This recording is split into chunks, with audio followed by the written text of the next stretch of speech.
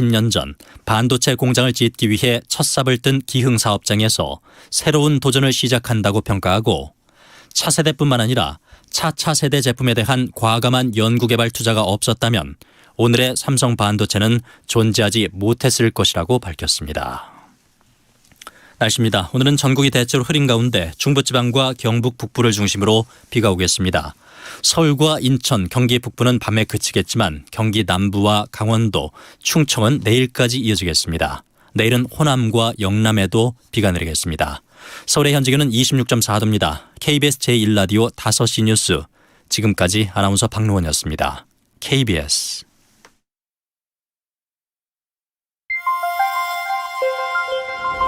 대한민국 중심 채널 KBS 1라디오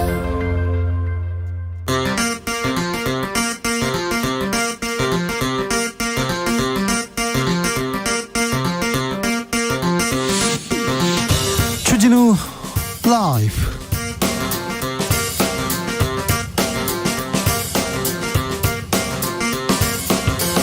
(2022년 8월 19일) 금요일입니다. 안녕하십니까, 주진우입니다. 윤석열 정부의 담대한 구상에 대해서 김여정 북한 노동당 부부장, 불쌍한 바보, 어리석음의 극치, 윤석열에 대한 인간 자체가 싫다, 원색적인 비난 쏟아냈습니다. 통일부는 무례하고 품격 없다고 밝혔는데요. 북한 외교관 출신 태영호 국민의힘 의원은 김정은 마음을 흔들었다, 관심 표현한 것이다, 이렇게 해석하기도 했습니다. 윤석열 대통령 저격하는 김여정의 입, 그리고 이준석의 입, 김재원 전 최고위원은 어떻게 보고 있을까요? 분석해 보겠습니다. 윤 대통령 취임식에 김건희 여사의 특별 초청장을 받고 참석한 인물들이 있습니다. 문 대통령 사저 욕설 시위 벌이고 있는 극우 유튜버 안정권 씨와 그의 누나, 도이치모터스 주가 조작 사건의 권오수 전 회장의 아들, 그리고 대통령실 관저를 리모델링한 대표도 있었는데요. 정치권에서는 나경원 전 대표도 못 간 자리에 어떻게 그들이 초청받았냐고 의문을 가집니다. 김건희 여사의 논문 표절 공방도 계속되는데 민주당에서는 국정조사 카드 꺼내 들었습니다. 김건희 여사의 행보에 대해서 기자들의 수다에서 따라가 봅니다. 검찰이 대통령 기록관을 압수수색했습니다. 오전에는 월성원전, 오후에는 강제 북송 관련했는데요. 검찰의 칼은 문재인 청와대를 향하고 있습니다. 어떤 결과를 낳을까요? 국민들은 어떻게 보고 있을까요? 오늘은 박근혜, 이명박 정부 인사들의 판결 나오기도 했습니다. 박근혜 정부 김기춘 전 비서실장, 박형준 부산시장은 이명박 정부 청와대 정무수석을 지냈는데 어떤 판결이 나왔는지도 주스에서 정리해봅니다. 나비처럼 날아 벌처럼 쏜다. 여기는 주진우 라이브입니다. 오늘도 자중자애, 겸손하고 진정성 있게 여러분과 함께 하겠습니다. 여의도에 다시 큰 비가 오기 시작했습니다. 서울에 비가 오고 있는데 벌써 걱정이 됩니다. 퇴근길 안전운전 할 수 있을까요? 괜찮을까 걱정됩니다. 자, 다들 괜찮으시죠? 여러분 계신 곳 하늘은 어떤지도 좀 알려주십시오. 오늘은 각 지역 특파원으로 변신하셔서 교통 그리고 날씨 상황 전해주시기 바랍니다. 집으로 가는 길 안전히 잘 돌아가셨으면 합니다. 그리고 주말 계획도 좀 들려주십시오. 샵9730, 짧은 문자 50원, 긴 문자는 100원입니다. 콩으로 보내시면 무료입니다. 그럼 주진우 라이브 시작하겠습니다.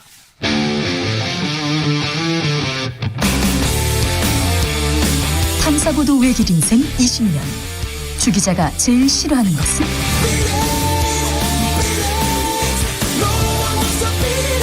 이 세상에서 비리와 부리가 사라지는 그날까지.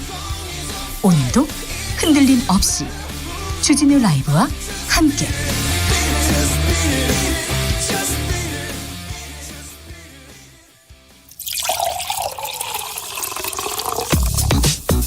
진짜 중요한 뉴스만 쭉 뽑아냈습니다. 주스 정상근 기자, 어서 오세요. 네, 안녕하십니까.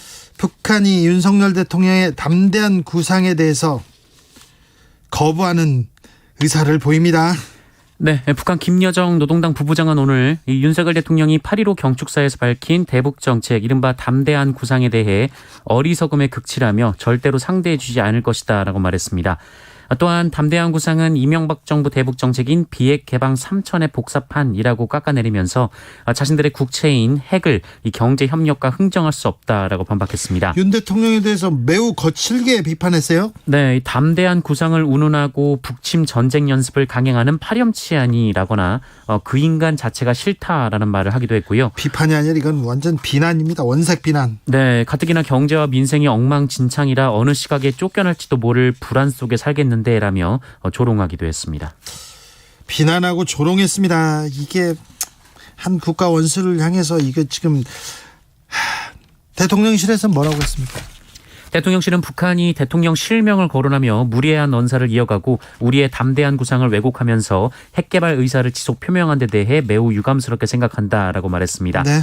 다만 담대한 구상을 통해 북한 비핵화, 남북관계 발전을 추구한다는 입장에는 변화가 없으며 북한이 자중하고 심사숙고하기를 촉구한다라고 강조했습니다.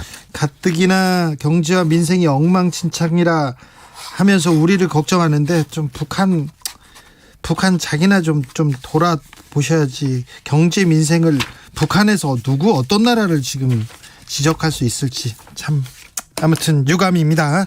문재인 대통령 사저에서 막말 시위를 벌이던 극우 유튜버가 있습니다. 그런데 취임식에 갔다는 뉴스까지는 들었는데 네. 김건희 여사가 초청했습니까? 네, 윤석열 대통령 취임식 당시 초청 명단을 확보해서 보도를 이어가고 있는 한겨레가 오늘은 당시 취임식에 극우 유튜버 및 채널 관계자 30여 명이 대거 초청됐다라고 보도했습니다. 어떤 사람들입니까? 이봉규 TV, 시사창고, 시사파이터, 너아라 TV, 짝지 TV, 애국순찰팀, 가로세로 연구소, 자유청년연합, 정의구현 박한석 등 관계자들이었다고 하는데요. 가로세로 연구소도 있고 또 극우 유튜브라고 지적받는 사람들 많이 들어와 있네요. 네, 여사님 추천으로 대통령 취임식에 초청됐다라고 합니다. 그렇게 적혀 있습니까? 네, 이들이 운영하는 채널에서는 색깔론을 기반으로 하는 야권 비방 방송이 다수 있었다라고 하고요. 특히 문재인 전 대통령이 살고 있는 평산마을 시위를 주도한 극우 유튜버 안정권 씨 그리고 대통령실에 근무했던 안 씨의 누나도 초청자 명단에서 여사 추천으로 분류됐다라고 합니다. 또한 자유통일당, 이승만 건국 대통령 기념사업회, 자유청년연합, 자유일보 주필도 여사 추천으로 취임식에 초청이 됐다라고 합니다. 아울러 윤석열 대통령과 오랜 친분을 유지하며 이 자녀의 대통령실 근무로 입김에 올랐던 오랜 지인들도 취임식에 초청이 됐었는데요. 이른바 동해 황 사장은 여사 추천으로, 강릉 우 사장은 대통령 추천으로 취임식에 초청이 됐다라고 합니다. 보수라고 보수죠. 보수인데 막 극우 보수, 매우 극단적인 주장을 하는 매우 위험한 사람들도 여기 많이 포함됐는데 이런 얘기가 나오면 이래서 양산사죠. 욕설 시위 방치했냐 이런 비판 바로 따를 거 아닙니까? 자, 대통령 취임식 초청자들 이거 공개 안 한다고 공개되지 않는다고 생각하셨는지 모르지만 대통령실에서 이런 리스크에 대해서는 나서서 어떤 사유였고 어떤 문제였다 이렇게 정리하고 가야 될 거 아닙니까? 언제까지나 그냥 모르세요 하고 지나가는 건지 이게 대통령 지지율에 직접 영향을 미치고 김건희 여사의 행보에도 직접 영향을 미치는데 왜 이걸 그냥 놔두고 있는지 대통령실이 왜 이런 입장인지 참 이해가 안 된다 이런 시각 많습니다. 네, 국민들도 다 그렇게 생각합니다. 차라리 이게 뭐냐 해명하라 이렇게 얘기하는 사람들 많으니까 이런 부분에 대해서 조금 고심하셔야 됩니다. 네, 고민하셔야 됩니다. 뭐 하고 계십니까? 네. 윤석열 정부 첫 국정감사 날짜가 나왔네요. 네, 여야가 오늘 올해 정기국회 의사 일정에 합의했습니다. 국민의힘 송원석, 민주당 진성준 원내수석 부대표는 오는 9월 1일부터 12월 9일까지 이 100일 동안 정기국회 일정을 확정을 했고요. 개회식은 9월 1일 오후 2시 그리고 교섭단체 대표연설은 9월 6일에 민주당, 9월 7일에 국민의힘 순으로 진행합니다. 자, 국정감사는 10월입니다. 10월 4일부터 24일인데 이때부터는 국회의 시간입니다. 야당의 시간이라고도 하는데 이 문제, 이 고비를 어떻게 넘어설지 한번 지켜보자고요. 관전 포인트입니다. 민주당에서는 당원 80조 논란 이제 끝났습니까? 네, 민주당 당무위원회가 오늘 기소 시 당직 정지 당원을 그대로 유지하기로 결정했습니다. 또한 정치 탄압 등의 부당한 이유로 당직이 정지됐다고 판단할 경우 구제 결정은 윤리심판원이 아니라 당무위가 내리기로 결정했는데요. 네. 이 비상대책위원회의 절충안을 수용한 조치로 이 당내 개파 갈등의 뇌관인 당원 개전 논란이 일단락될 것으로 보입니다. 이번 주에는 호남 경선이 있습니다. 막바지로 가지요? 네, 호남 경선은 내일 전북, 모레는 전남, 광주 순으로 진행이 됩니다. 이 호남 지역의 권리당원이 약 42만여 명인데요. 지난 2주간 경선이 진행된 전 지역 전체보다 더 많은 표가 이 호남에 걸려 있습니다. 그래도 뭐 대세론에 또 영향을 미칠지 좀 지켜보겠습니다. 네, 호남의 민심은 호남은 어떻게 판단을 내릴지 자목 궁금합니다. 검찰이 대통령 기록관을 압수수색하고 있습니다. 네, 월성 1호기 원전 경제성 조작 혐의 사건을 수사 중인 대전지검이 오늘 대통령 기록관을 압수수색했습니다. 이 탈원전 반대 시민단체가 지난 5월 이 월성 원전 폐쇄 의결 관련 이 불법 행위 여부를 수사해달라라면서 문재인 전 대통령을 직권남용 혐의로 고발한 바 있는데요. 뿐만 아니라 임종석 전 비서실장, 김수현 전 사회수석, 문미옥 전 과학기술보좌관, 박원주 전 경제수석 등도 고발된 바 있습니다. 검찰의 칼이 청와대, 문재인 청와대를 직접적으로 향하고 있습니다. 이 문제는 어떻게 판단을 내릴까요? 탈원전, 원전이 위험하니까 좀 줄이자. 그리고 원전보다는 대체 에너지로 가자. 이런 정책적인 판단이 있었는데 여기에서 어떤 불법이 있었는지, 여기에서 어떤 정치적 고려가 있는지, 정책적 판단을 가지고 검찰이 칼을 들이대는 게 이게 맞는 것인지 많은 논란이 있는데요. 이 수사가 어떻게 향하고 국민들은 어떻게 판단을 내릴지 지켜보겠습니다. 새로 검찰총장으로 지명된 이원석 후보자 지명되자마자 수사 기밀을 유출했다는 의혹 일었습니다. 네, KBS는 어제 그 이원석 후보자가 이른바 정은호 게이트로 현직 부장판사를 수사할 당시 영장 청구 계획 같은 민감한 수사 정보를 법원 측에 유출했다라고 보도했습니다. 법원에요? 네, 정은호 게이트는 이 네이처 리퍼블릭의 정은호 전 대표가 이 법조계 청탁과 함께 억대의 금품을 전달한 사건인데요. 그때 판사가 구속됐지 않습니까? 네, 부장판사가 구속됐고 대법원장이 대국민 사과를 하기도 했습니다. 그런데요. 그런데 이 부장판사가 구속되기 넉 달 전 이 작성된 법원행정처 문건이 있는데 이에 따르면 이원석 당시 부장검사가 자신의 사법연수원 동기인 이 법원행정처 윤리감사관에게 전화로 영장 청구 계획을 알려준 내용이 있었다라고 합니다. 실제로 이 계획을 알려준 다음 날 영장이 청구됐다라고 하는데요. 그럼 검사가 수사 내용을 지금 다른 데다 유출한 거 아닙니까? 네, 뿐만 아니라 수표 10장이 부장판사에게 건너갔다라거나 이 차량을 사줬다 같은 이 수사 과정에서 확보된 진술도 상세하게 이 법원 측에 전해졌다라고 합니다. 네. 이 과정에서 이원석 후보자는 해당 윤리감사관과 40여 차례나 통화를 했으며 주요 내용이 보고서 형식으로 기록된 건 35차례에 이른다라고 합니다. 이거 사법농단 수사 당시 검찰에서 수사를 다 했던 내용이에요. 이거 윤석열, 한동훈 검사가 다 수사해가지고 적어놓은 내용 아닙니까? 네, 뿐만 아니라 법원에서 증언이 나오기도 했습니다. 예. 해당 윤리감사관이 법원에 출석해서 이원석 후보자가 먼저 연락해 당시 부장검사였는데요. 이원석 검사가 먼저 연락해서 필요한 것은 알려주고 공유하자라는 말을 했다. 이렇게 증언한 바 있습니다. 다만 이원석 후보자가 당시 재판 당사자는 아니었기 때문에 법적으로 문제가 되는지에 대해서는 재판부가 따로 판단하지 않았던 바 있습니다. 네. 이와 관련해서 이원석 후보자는 법원행정처의 감사 징계 담당자에게 비위법관 인사조치를 위한 절차에 관해서 통보한 것일 뿐이다라고 해명했습니다. 어쨌든 이런 의혹을 받는 사람을 검찰총장 후보자로 이렇게 지명했습니다. 만약에 윤석열 검사하고 그렇게 가까운 관계가 아니라면 이걸 넘어설 수 있을까요?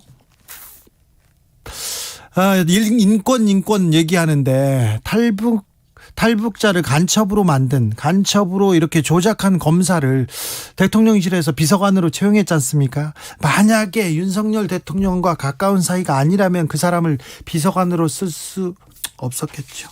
네.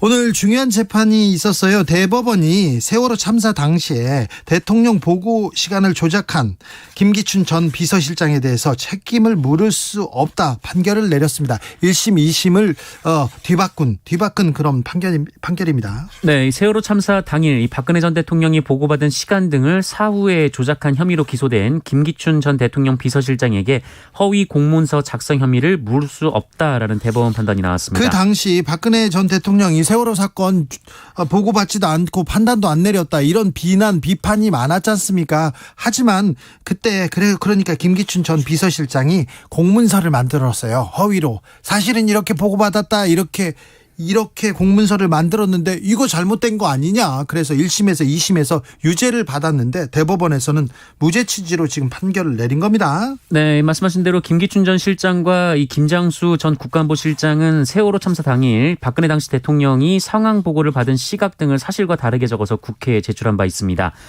검찰 수사 결과 이 당시 청와대는 박근혜 전 대통령이 오전 10시쯤 서면 보고서를 받고 오전 10시 15분쯤 김장수 전 실장과 통화했다 이렇게 주장을 했었는데 네. 확인된 바에 따르면 첫 보고를 받은 시점이 10시 20분경이었고 김장수 전 실장의 첫 보고 시점은 10시 20분을 넘겼던 상황이었습니다. 사실관계가 다르잖아요. 네, 이에 1, 2심은 김기춘 전 실장이 국회에 제출한 자료가 허위였다라고 봤는데요. 허위로 만들어서 보냈다 이렇게 검찰 수사 결과도 나왔죠? 네, 하지만 대법원은 국회에 제출한 서면 답변 내용에는 사실과 의견 부분이 혼재돼 있다 이렇게 봤습니다.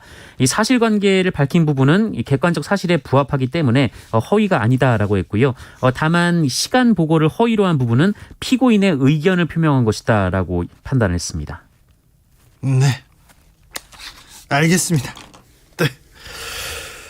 알겠습니다. 네. 문재인 전 대통령 사저 앞에서 흉기를 들고 위협적인 행동을 한 사람이 있습니다. 구속됐습니다. 네, 산책 나온 문재인 전 대통령 부부에게 위협성 발언을 하고 사저 관계자에게 흉기를 꺼낸 60대 남성이 구속됐습니다. 울산지법은 어제 특수협박 혐의가 있는 이 남성에 대한 구속 전 피의자 신문을 벌여 증거인멸 및 도주 우려가 있다며 구속영장을 발부했다고 오늘 밝혔습니다. 이분 계속해서 지금 시위를 벌였죠? 네, 이 남성은 문재인 전 대통령이 퇴임해서 사저로 내려온 지난 5월 10일 이후부터 최근까지 줄곧 1인 시위를 벌여왔고요. 경호원과 함께 있는 문재인 전 대통령을 향해 모욕성 발언을 했고 이에 김정숙 여사가 직접 양산경찰서를 찾아서 고소장을 접수한 바 있습니다. 네. 하지만 이 남성은 사저 앞에서 커터칼을 꺼내서 사저 관계자를 위협했고요. 현행범으로 체포가 됐는데요. 이 사람이 문재인 전 대통령 사저 앞에서 집회 시위와 관련해서 첫 구속된 사례가 됐습니다. 네. 유튜버입니까? 정확한 신분은 아직 알려지지 않았습니다. 네. 이렇게 문재인 대통령 사저 앞에서 시위를 벌이거나 극단적인 활동을 하면 어떤 분들은 이렇게 응원하면서 돈을 보낸다고 합니다. 그런데 이런 행위에 돈을 보내는 거는 공범임을 이렇게 공범이라고 볼 수 있는데요. 네. 구속됐습니다.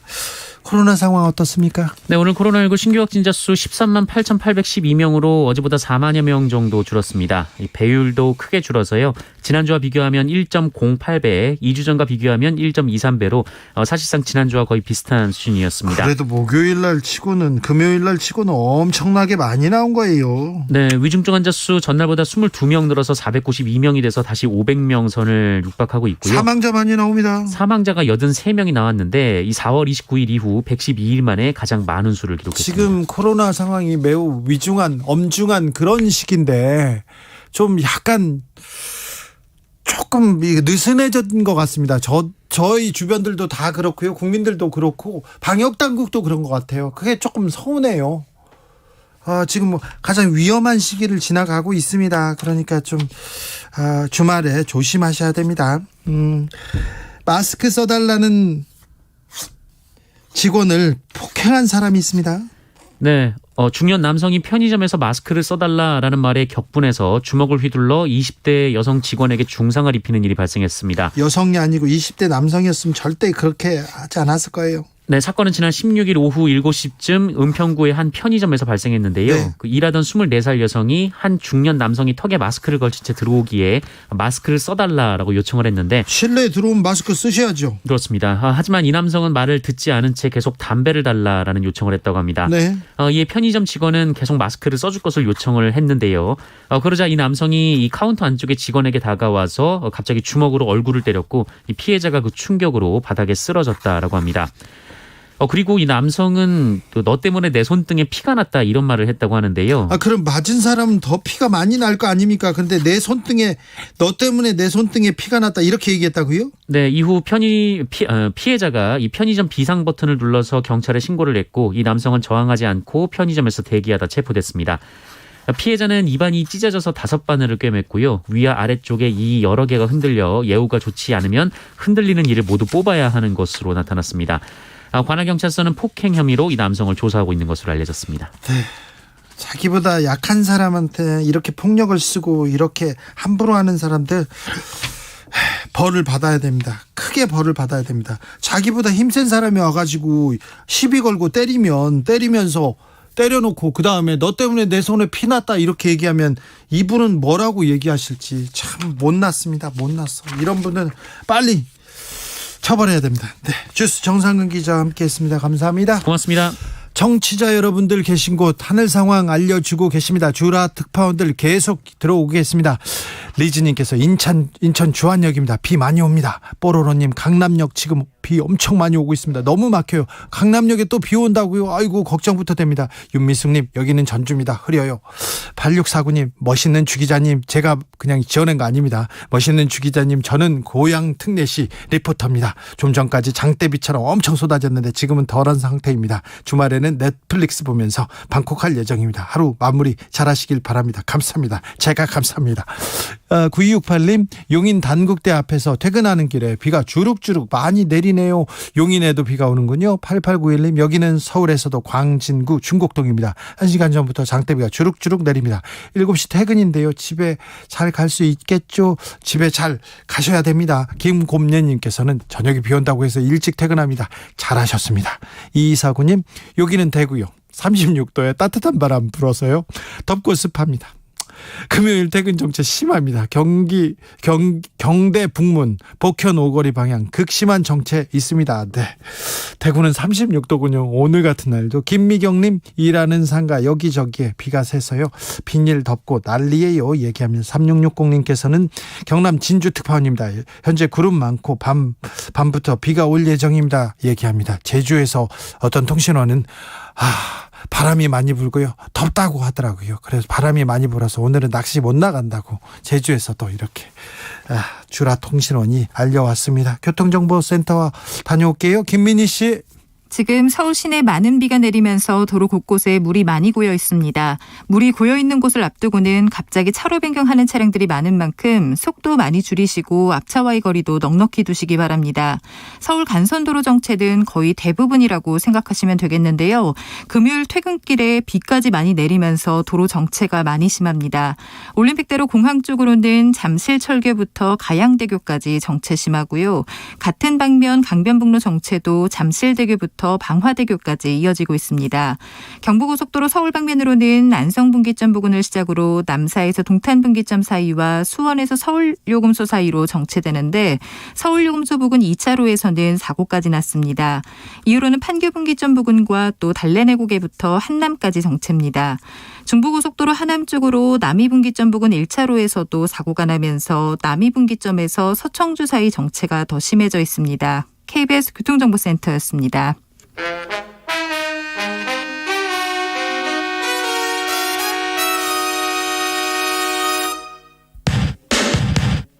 주진우 라이브 돌발 퀴즈.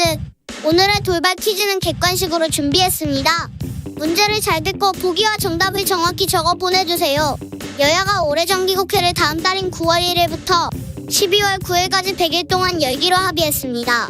대정부 질문은 9월 19일부터 나흘간, 이것은 10월 4일부터 24일까지 진행하기로 했는데요.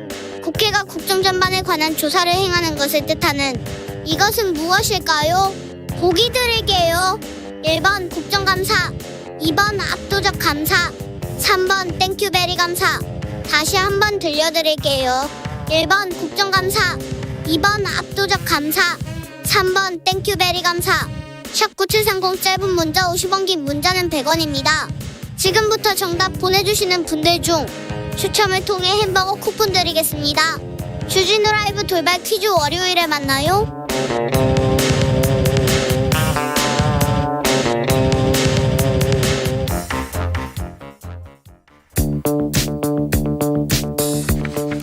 대한민국 정치의 새로운 100년을 준비한다. 21세기형 국회 싱크탱크 정치연구소 영앤영.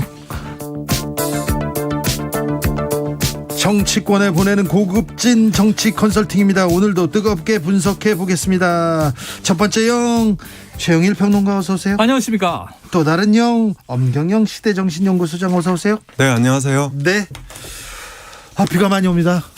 또 오네요. 네, 오는 길 괜찮으셨어요? 그렇습니다. 그래도 그나마 어제부터는 약간 가을로 가는 것 같아요. 이제 가을. 시간 앞에 장사 없다고. 그렇죠. 예, 아침 저녁으로 선선하고. 그렇죠. 근데 요즘에 또 가을 하면 가을 장마. 네. 꼭 가을 장마가 아니어도 원래 8말 9초에 추석 전해서 태풍이 몇 번 지나가거든요. 그렇죠. 그리고 우리나라를 비껴 지나갔다. 뭐 열대성 저기압으로 소멸됐다. 그런 다행인데 이러다 한 번 이제 내륙에 상륙하면 또 일이 크단 말이죠.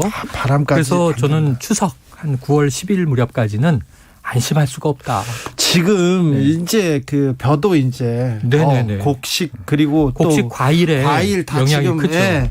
무르익을 때인데 알을 채워야 되는데 그때인데 좀 비 바람이 또 올 농사에 별 영향을 미치지 않기를 또 좀 기도해 보겠습니다. 대통령은 취임 100일을 이제 지나갑니다. 국민의 뜻을 겸허히 받아들이겠다 이렇게 얘기했습니다. 그러면서 홍보 기능 강화에 조금 힘을 쏟을 것 같아요. 자, 대통령의 100일 그리고 앞으로 두고 있는 그 대통령의 생각 어떻게 보시고 계십니까? 네, 저는 이제 이번 주 주목할 메시지는 광복절 경축사가 있었고 취임 100일 기자회견이 있었는데 이준석 전 대표 네. 때문에 조금 가렸지만 중요합니다. 예, 그래도 저는 기자회견에서의 모두 발언이 좀 길었고 질응답이 짧았다. 주로 이제 비판적인 평가가 많았는데 저는 취임식 이후에는 가장 좋게 봤어요. 그래요. 왜냐하면 취임식은 자유 36번인가 그렇죠? 경축사도 자유 33번. 근데 이 자유라는 게 참 추상적이고 모호한 개념이라 누구 자유 싫어하는 사람은 없지만 자유에 대한 생각이 다 다르단 말이죠. 그러니까 처음 취임사 때도 이게 시장의 자유를 얘기하는 거냐 아니면 또 밀턴 프리드먼의 선택할 자유 얘기하면서 대선 과정에서 그런 게 있었죠. 조금 질이 나쁘더라도 싼 음식을 선택할 자유도 줘야 한다 이런 얘기가 있었거든요. 그러면 이제 무리가 빚어지고 논란이 있었는데 이 기자회견 모두 발언은 그나마 좀 정책 설명이 있었어요. 보통 개조식으로 대통령이 첫째 한반도 정세, 외교, 안보, 그다음에 경제 정책, 또 민생 대책 이렇게 얘기하니까 일목요연하게 이해가 되는데 그렇게 잘 하셨어요. 근데 문제는 뭐냐면 100일이니까 성과를 보여줄 필요가 없어요. 방향을 제시하면 돼요. 앞으로 어떻게 하겠다. 네. 무엇이 제일 중요한 국정과제다. 어디에 방점을 두겠다. 근데 문제는 했다라는 설명이 많았어요. 부동산 안정시켰다. 집값과 전셋값을 잡았다. 네. 방산 수출 내가 나토 가서 많이 했다. 탈원전으로 또 뭐 원전 생태계를 다시 살렸다. 뭐 재건했다. 그러니까 이게 했다라고 과거형을 쓰니까 쭉 보면 100일 동안 엄청난 일을 한 거예요. 근데 정말 한 거냐. 사실은 전임 정부 비판으로 시작했거든요. 소주성 폐지. 그리고 탈원전에서 이제 다시 친원전으로.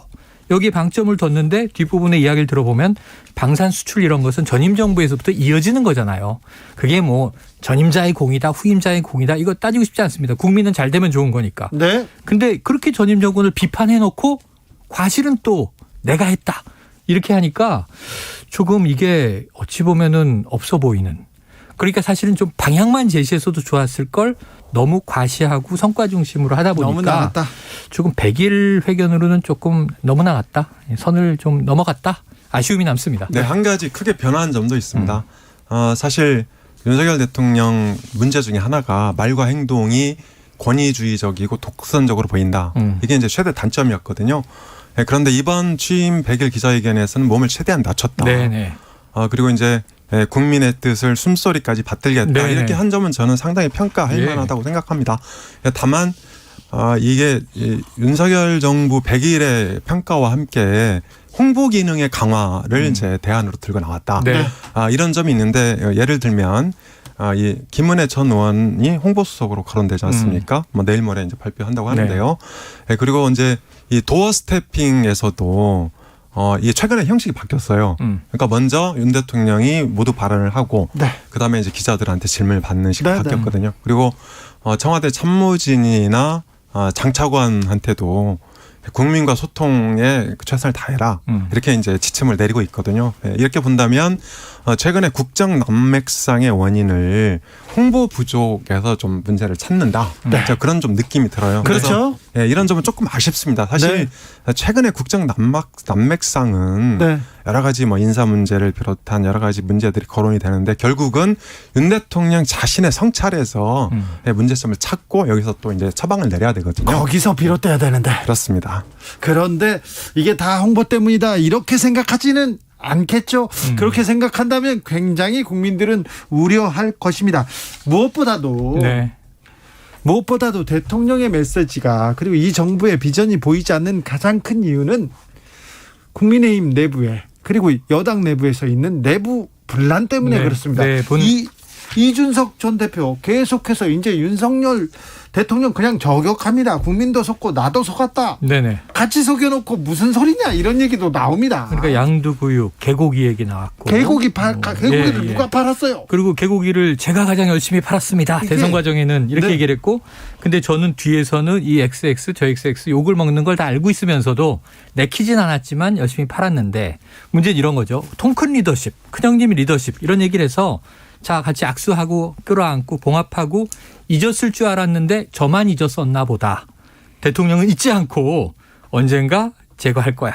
지금 이랬다는 이제 이 그림이 그려지는 거죠.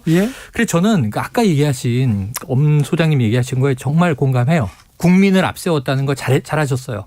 몸을 낮췄어요. 그런데 국민의 숨소리 하나 놓치지 않겠다라고 얘기했는데 국민이 기자회견에서 요구한 게 3개 정도예요. 하나는 여사님 관리 어떻게 하실 겁니까? 취임 이후 계속 나왔죠. 취임 전부터. 근데 제2부속실을 폐지하는 게 저희 공약이므로 대통령실 안에 그러면은 이제 배우자 관리팀을 3-4명 두어서 공적인 활동을 지원하고 관리하도록 하겠다. 이 한마디가 그렇게 어려운 것인가? 100일 동안 한마디도 안 나와요. 기자 질문도 안 받았어요. 질문이 없었어요. 네. 그래서 이게 기자들도 상당히 좀 비판을 받았는데 기자들은 억울할 거예요. 네. 왜냐하면 이름 호명된 사람만 120여 명 중에 12명만 질문했으니까 다른 사람은 그 질문이 있었겠죠 분명히. 자, 여사 얘기 없었다. 국민들이 제일 궁금한 게 여사라는 게 지금 여론조사에서 막 나와요. 두 번째, 이준석 대표가 그냥 정치적인 가심 문제가 아니라 국민이 엄중하게 보는 것은 자, 국정이 탄력받으려면 국회에서 정당 간의 여야 관계가 뭐 이게 대결 구도든 협치 구도든 뭔가 풀어갈 수 있는 단초가 보여야 되는데 국회에서 여당의 역할이 없다. 다수당은 어차피 야당이고. 왜? 자기네끼리 싸운다. 국민들이 그거 보는 거예요. 자기네끼리 싸우고 있잖아요 지금. 그럼 이 문제를 어떻게 해결할 건지. 아니 대선 과정에서 표를 얻기 위해서는 속으론 싫어도 겉으론 끌어안던 리더십이 왜 권좌에 앉으니까 사라진단 말입니까? 그걸 지금 더 발휘해줘야 할 텐데 이 두 번째 아쉬움. 그럼 이제 여사, 이준석 그다음에 하나 궁금했던 게 뭐예요? 인사 문제가 제일 부정평가가 높은 요인이잖아요. 인적 쇄신인데 자 김은혜 전 의원 뭐 홍보수석 이건 국민들이 별 관심 없고 자 그러면은 이제 인적 쇄신 내각 대통령실 어떻게 좀 투명하고 밝고 국민들에게 희망을 줄 수 있게 개선할 건지 또는 시간이 필요하다는 얘기도 좋아요. 그 얘기 했어요. 이제 시간이 필요하다. 그리고 이거 정치적인 것을 이유로 하지는 않겠다. 네. 그럼 정치적인 이유 말고 이 국정 동력이 탄력받도록 하기 위한 방식으로 어떻게 하겠다라고 얘기를 하시면 되는데 아니 기자회견에서 그 말씀을 안 하시고 다음 날부터는 비서실장도 얘기하고 관계자 발로 흘러나오고 일요일에 발표한다 그러고 결국은 얘기할 걸 왜 그 자리에서 속 시원하게 대통령이 직접 자 시간은 걸리지만 단계적으로 인적쇄신 하겠습니다. 그럼 국민이 좋아했을 거잖아요. 이 3가지를 놓침으로써 국민 숨소리 하나 놓치지 않는다고 했는데 국민이 가장 궁금한 건 왜 놓치셨는지 이게 좀 의아한 대목이죠. 네, 인사 문제와 관련해서는 윤석열 대통령이 시간을 좀 필요하다, 시간을 달라 이런 의미로 이제 저는 이제 해석을 했고요. 네네. 예, 그리고 사실은 당정대 인적 쇄신이 핵심이거든요. 그러니까 당에서는 이제 권성동 원내대표가 있는데 사실 이제 당은 연말 연초에 전당대회가 예정이 돼 있기 때문에 저는 자연스럽게 전당대회를 통해서 재편될 거라고 봅니다. 그런 면에서는 좀 시간이 필요하고요.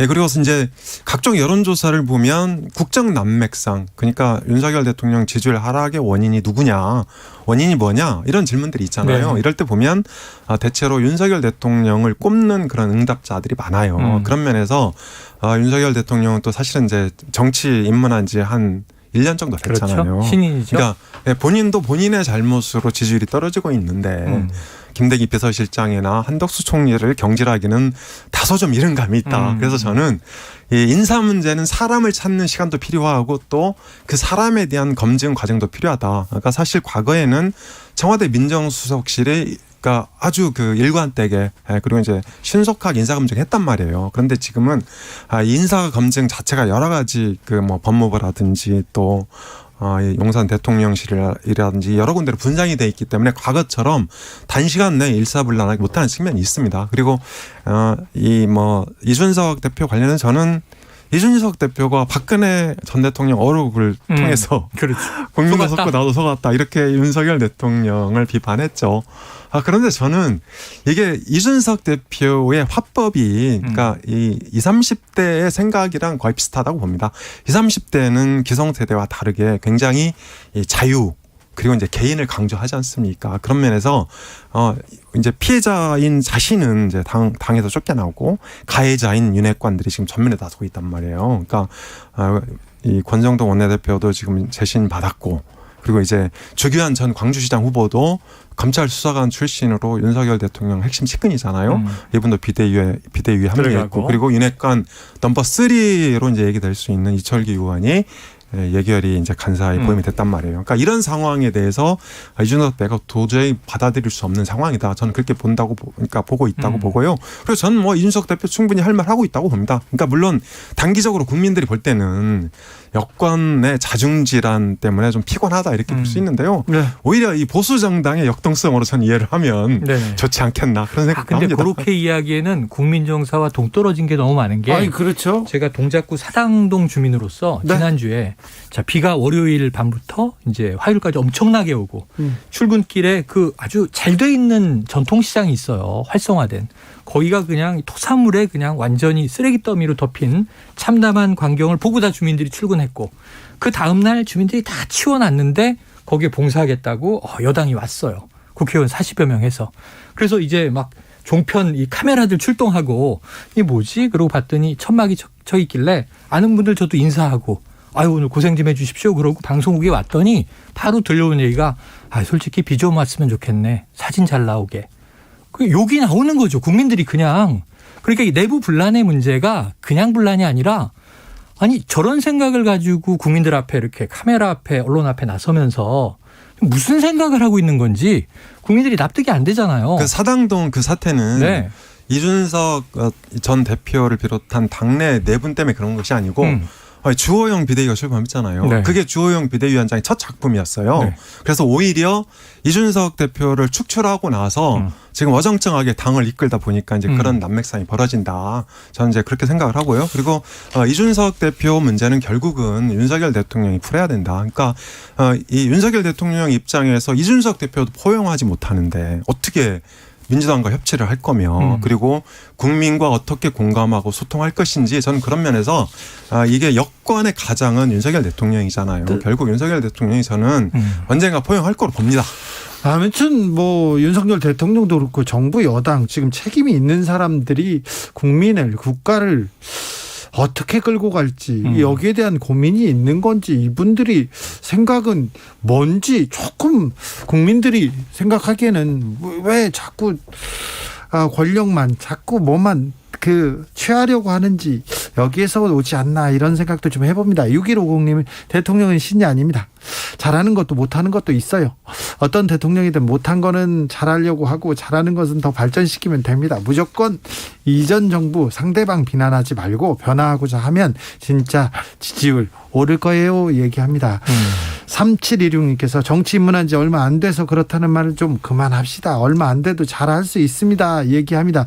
근데 아무튼 정치에 입문한 지 너무 1년밖에 안 된 대통령 그리고 또 영부인 이분들을 대통령실에서 잘 보좌하고 있는지 정부 여당에서 잘 이끌고 있는지 이 부분에 대해서는 계속 얘기가 나올 것 같습니다. 네. 더더군다나 또 북한에서 또 입을 열기 시작했어요. 네. 그러면 장마철이 지나가면 핵실험을 할 수도 있다. 이런 정보 분석가들의 전언이 있었는데 김여정 노동당 부부장 윤석열 대통령을 대놓고 비난합니다. 네. 그래서 실명까지 거론하면서 이게 좀 아이들 싸움 같을 때가 있어요. 좀 너무 과하게 원색적인 비판을 하면 이게 읽어보면서 현실감이 없어서 아니 인간 자체가 싫다. 네. 그거 어쩌겠다는 거지? 이게 국가 대 국가의 입장으로 놓는다면 그러니까 뭐냐면 우리 짝꿍하고 초등학교 저학년 때 선 그어놓고 넘어오지 마. 너 나 얼굴 쳐다보지도 마. 내 이름 부르지 마. 뭐 이러는 것처럼 서로 의식하지 말고 따로따로 살자 뭐 이런 얘기를 해요. 네. 그런데 저는 아까 오프닝을 들어보니까 이 주진우 기자님이 좀 의미 있는 얘기를 하셨어요. 이게 오히려 반응을 한 거다. 이게 오히려 상대 안 한다고 하면서 상대를 한 거잖아요. 대영호 담대한 구상에 대해서 막 맹폭을 했는데 대영호 의원의 지적입니다. 네네. 그래서 뭐 나름대로의 또 이 일리는 있다. 그럼 문제는 이럴 때 네. 정말 성숙한 정부라면 물밑 접촉을 하는 거예요. 그렇죠. 예. 물밑 접촉을 해요. 그래서 그렇다면 어떤 정도 수준의 조정이라면 함께 대화를 할래? 원하는 게 뭐야? 지난번에 일단 A라고 하는 시나리오를 던졌는데 나 이거 마음에 안 들어. 그러면 구체적으로 어디가 마음에 안 들고 뭐는 필요한 건지 식량과 의료 지원을 언급한 것에 대해서 우리는 모독감을 느낀다 그랬거든요. 근데 누가 봐도 북한은 식량과 의료 지원이 필요해요. 근데 이렇게 우리가 줄게 이런 방식 말고 문재인 정부 때는 인도적 지원이라는 방식으로 우회적 지원을 했단 말이에요. 그래서 지난번에 남한에서 보낸 삐라 때문에 코로나가 북으로 들어왔다 이런 얘기를 주장을 했는데 네, 뭐 더러운 오염된 뭐라 그랬죠. 네, 그래서 그러면 남북 공동으로 얼마나 코로나가 삐라를 통해서 갔는지 살펴보자 이러면서 남북 대화의 물꼬를 트자 그런 얘기를 그러면서 지적하는 분도 있었어요. 뭐 삐라, 철도, 뭐 혹은 산림보건, 뭐 의료, 인도적인 의료 협력. 근데 이게 조용히 주면 받고 일상적으로 그게 흘러 들어가요. 그런데 문제는 거기에 우리가 뭐 굳이 대한민국 이렇게 꽝 관인을 박아서 보내면 버럭하는 게 또 북한이에요. 그동안 우리가 북한을 모르는 건 아니니까 괘씸한 거 많고 우리 국가 원수 욕하는 거 우리가 내키겠습니까? 하지만 그런 대목에서는 조금 더 성숙하다는 거는 밀당의 규제, 결국 물밑 접촉을 시도하면서 북한의 이야기를 들어주기도 하면서 완급 조절을 하면서 물꼬를 트면 그러니까 지금 보면은 평창 같은 이 획기적 전환점이 없잖아요. 당분간. 뭐가 하나 있을 것 같냐면 부산 엑스포에 얘기를 굉장히 많이 하시더라고요. 대통령이. 이 부산 박형주 시장이 이제 역점 사업인데 짠 되면 언제냐면 이게 2030년인가 그렇잖아요. 이번 정부 임기도 아니에요. 그래서 이 조금 일상적인 물밑 접촉과 대화를 외국을 통해서라도 옛날에 미국은 이제 뉴욕 채널이라는 게 있었습니다. 가동했으면 좋겠다. 엄 소장님? 이 김정은 여동생 김여정 노동당 부부장의 이 막 말폭탄은 네네. 이미 예견된 그런 행동이다. 저는 그렇게 생각을 합니다. 그러니까 태영호 의원이, 그러니까 탈북민 출신 태영호 국회의원이 관심 있다. 이런 말이라고 이제 그 표현을 했는데요. 저는 이 태영호 의원의 해석 자체가 용산 대통령실 윤석열 대통령 좋으라고 기분 좋게 들으라 이런 발언으로 해석을 합니다. 왜냐하면 용산을 향한 발언이다. 네, 그렇습니다. 왜냐하면 사실 이 윤석열 대통령이 이른바 담대한 구상이라고 그래서 비핵화 의지를 밝히면 대대적으로 지원하겠다 이렇게 밝혔잖아요. 그런데 사실 북한의 국가 이익, 그러니까 우리가 국익이라고 하는 것과 별개로 양보할 수 없는 국가의 이익을 국가 이익이라고 하거든요. 그러니까 북한의 국가 이익은 김정은 체제의 유지 발전이고 또 이것을 유지 발전하게 하게 해주는 것이 바로 핵보유다. 국채다. 네, 그렇습니다. 예, 그래서 그러니까 대한민국의 국가 이익은 대한민국의 유지 발전이잖아요. 그러니까 마치 우크라가 러시아에 저항할 수밖에 없고 우리가 독도를 양보할 수 없는 그런 것과 똑같은 겁니다. 그래서 윤석열 대통령의 이른바 담대한 구상은 국내용이다. 그러니까 이 외교 정책을 국내 정치의 산물이라고 하잖아요. 네. 그리고 김여정의 말폭탄도 네. 김정은 들으라. 그리고 이제 북한 주민 들으라. 이런 얘기이기 때문에 저는 소장님 시간이 너무 좀 냉정하시네. 이건 시간이 좀 필요하다. 그리고 해석이 지금 너무 슬프다. 네, 그리고 지금 그러니까 윤석열 대통령도 한미 관계를 중시하고 있고 네. 미국도 러시아나 중국 문제 때문에 지금 골치가 아프잖아요. 그래서 당분간 우선순위가 북한이 아니다. 아니다? 네, 그러면 저는 시간이 필요하다 이렇게 네. 봅니다. 냉정한데 조금 정확한 것 같습니다. 네네네. 네. 속상해. 속상하지만 네.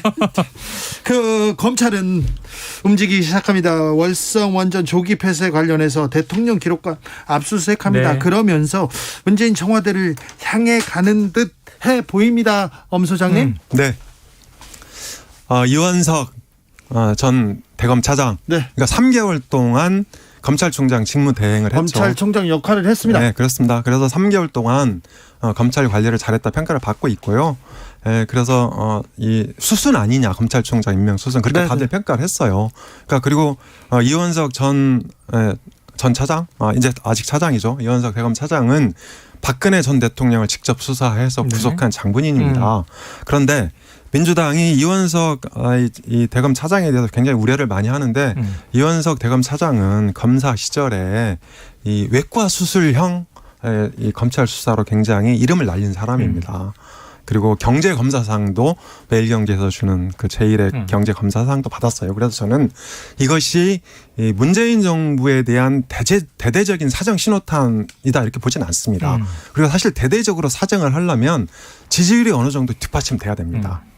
이를테면 그러니까 이 어민 북송, 그러니까 이 귀순 어민 강제 북송이라든지 서해 피격, 이 월북 논란 같은 경우는 사실 국가 정체성과 관련이 있기 때문에 현 정부 여당이 굉장히 호재거든요. 그러니까 활용하기에 따라서. 그런데 그게 지금 정치 보복 프레임 비스무리하게 돌아가고 있잖아요. 그런 면에서 저는 민주당이 이렇게 우려하는 정치 보복으로 이어지기는 좀 어렵다.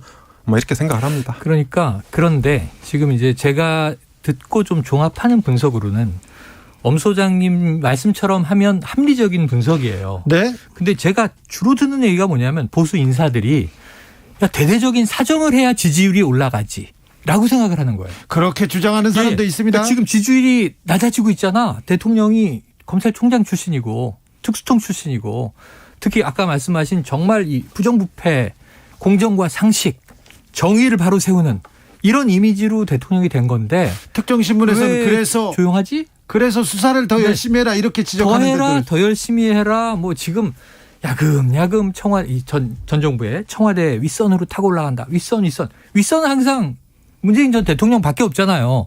오늘 대통령 기록관까지 수사를 하니까 대통령 기록물을 들여다보겠다는 건데 전임 비서실장 잡자고 대통령 기록관에 압수수색할 리는 없잖아요. 네. 대통령 기록관이잖아요. 그럼 대통령이 타깃이라는 걸 오늘 표면화한 건데 제 생각엔 그럴 거면은 빨리빨리 하라는 건데 지금 한번 생각을 해보자고요. 하나하나 사건을 놓고 보면 엄중하고 우리가 한번 고민해 볼 만해요.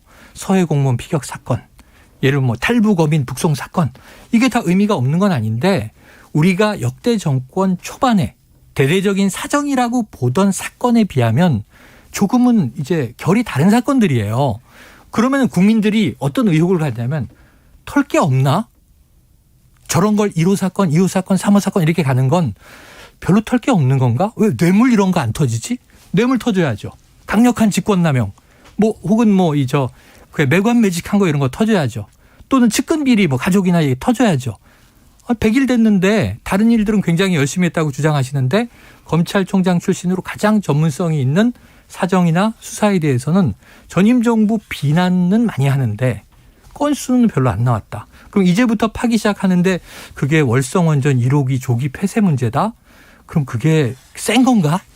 그런데요. 이런 고민들이 있습니다. 그러니까 물론 이제 어느 정도 일리 있는 말씀인데 제가 보기에 검찰 수사는 정권 초의 검찰 수사는 국민들의 지지 여론하고 굉장히 그러니까 맞물려 있다 이렇게 생각을 합니다. 그러니까 2017년에 문재인 정부가 출범해서 전방위적으로 적폐 수사를 했단 말이죠. 그때는 국민들의 엄청난 응원을 그렇습니다. 받았죠. 농단이었죠. 국민들의 그러니까 촛불의 요구, 국민들의 여러 같은 요구가 있었기 때문에 가능했던 거예요. 그런데 지금 수사하고 있는 것들은 대체로 수사를 하다가 중단돼 있었거나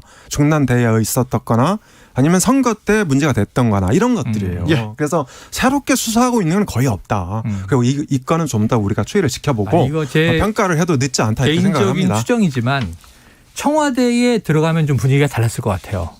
왜냐하면은 박근혜 정부가 쓰던 청와대 관사 그리고 뭐 집무실 그리고 직원들이 일하는 행정동 캐비넷 열면 막 서류가 나와 전임 정부에. 근데 용산으로 갔더니 캐비넷이 다 새 거야. 열었는데 아무것도 없어. 채워 넣어야 되는 거죠. 그러다 보니까 단서가 안 나오는 걸까요? 그런가요? 자, 민주당으로 가볼까요, 소장님? 네. 자, 주말에는 호남에서 경선이 있습니다. 네. 어떻게 막 궁금하고 막 이변이 생길 것 같고 또 민심이 뭐 달라질 것 같고 그런 생각 있습니까? 아닙니다. 이미 승분이 끝났죠. 끝났고 호남에서 사실상 이재명 당대표로 정리가 되지 않을까 저는 그렇게 생각하고 있고요. 자, 이낙연, 이재명 두 후보가 맞붙었을 때도 호남의 선택은 이재명이었습니다. 네. 그렇습니다. 이번에도 역시 호남의 선택은 이재명일 수밖에 없다 이렇게 보고요. 다만 최고위원 선거 같은 경우 대략 5위, 6위 경쟁이 치열한데요. 최고위원 5위를 누가 하느냐, 6위를 누가 하느냐, 그게 관심사예요. 그렇죠. 네, 그렇습니다. 그래서 지금은 이제 서영교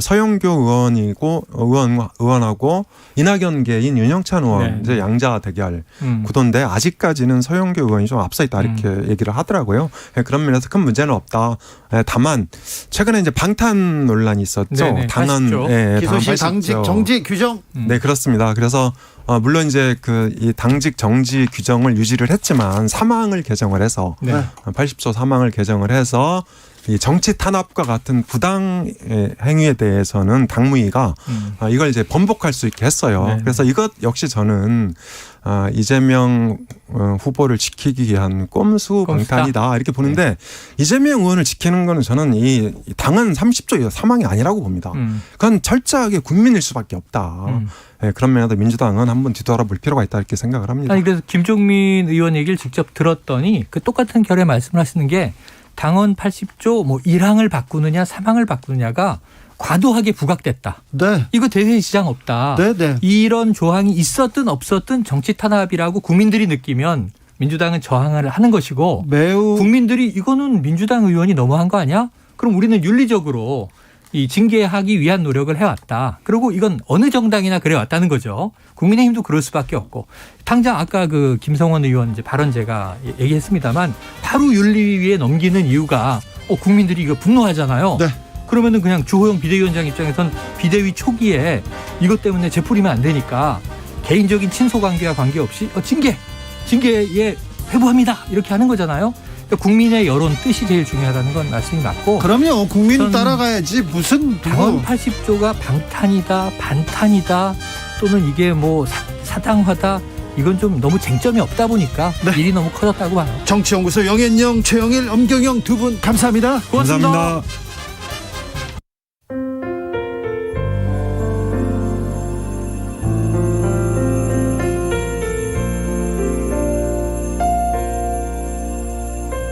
KBS 라디오 연중기획 희망충전 대한민국 495번째 이야기. 안녕하세요. 아나운서 이현주입니다. 10살 민경이는 클리펠 트라우네이 베버 증후군이라는 생소한 이름의 선천성 희귀질환을 갖고 태어났습니다. 혈관기형과 신경섬유종을 동반하는 이 병은 뚜렷한 치료 방법이 없는 게 특징입니다.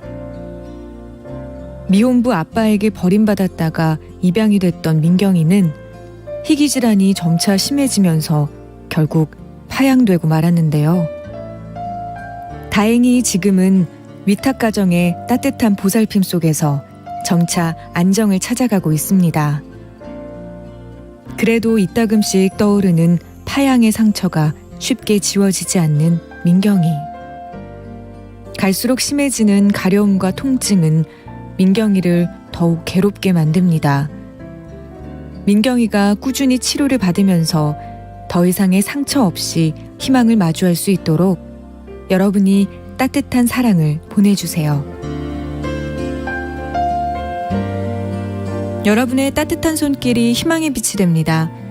ARS 060-700-1580 060-700-1580 한 통화 3,000원으로 희망을 선물해 주세요. KBS 라디오 연중기획 희망충전 대한민국은 초록우산 어린이재단, 인탑스 주식회사, 그리고 청취자 여러분과 함께합니다.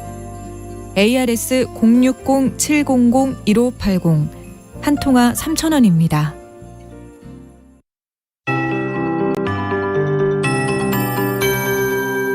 KBS 58분 날씨. 강한 비구름이 수도권과 강원도를 뒤덮고 있습니다. 이 비구름대가 매우 빠른 속도로 이동하면서 서울의 호우주의보는 1시간이 채 안 돼서 해제가 됐습니다. 조금 전까지 서울엔 시간당 50mm의 장대비가 내렸는데요.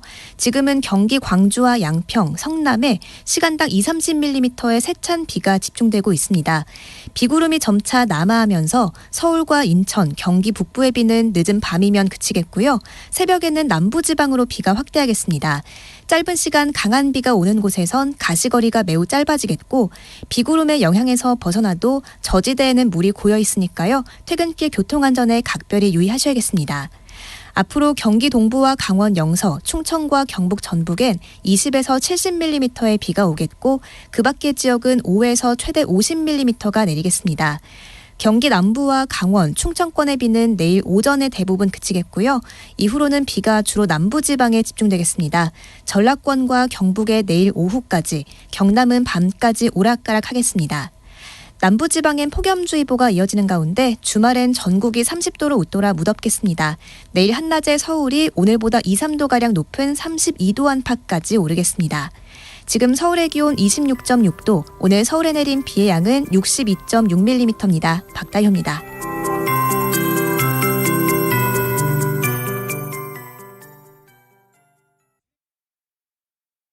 정성을 다하는 국민의 방송 KBS가 6시를 알려드립니다. AM 711kHz, FM 97.3MHz, KBS 1라디오입니다. HLKA.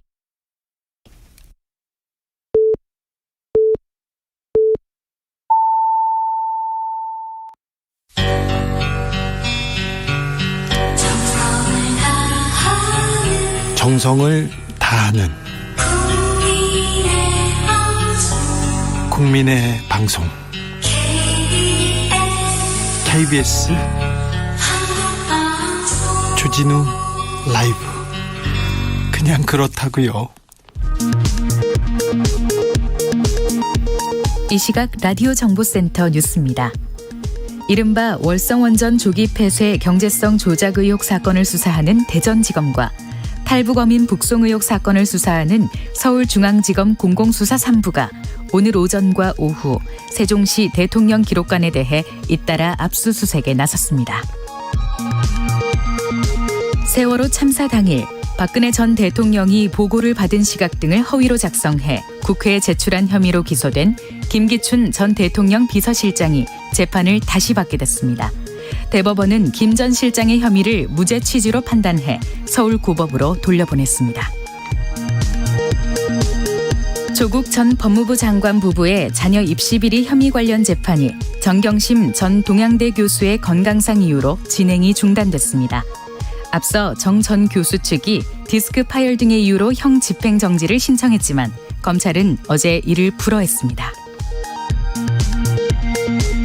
지난 10일 윤석열 대통령의 부인 김건희 여사의 석사학위 논문 부정행위 의혹을 제보한 숙명여대 민주동문회 측은 원칙대로 조사를 진행하겠다고 밝힌 숙명여대 연구윤리진실성위원회의 답변을 공개했습니다. 국민의힘 송원석, 더불어민주당 진성준 원내수석 부대표는 다음 달 1일부터 12월 9일까지 100일 동안 열리는 정기국회 일정에 합의했습니다. 지금까지 라디오 정보센터 뉴스 오은수였습니다.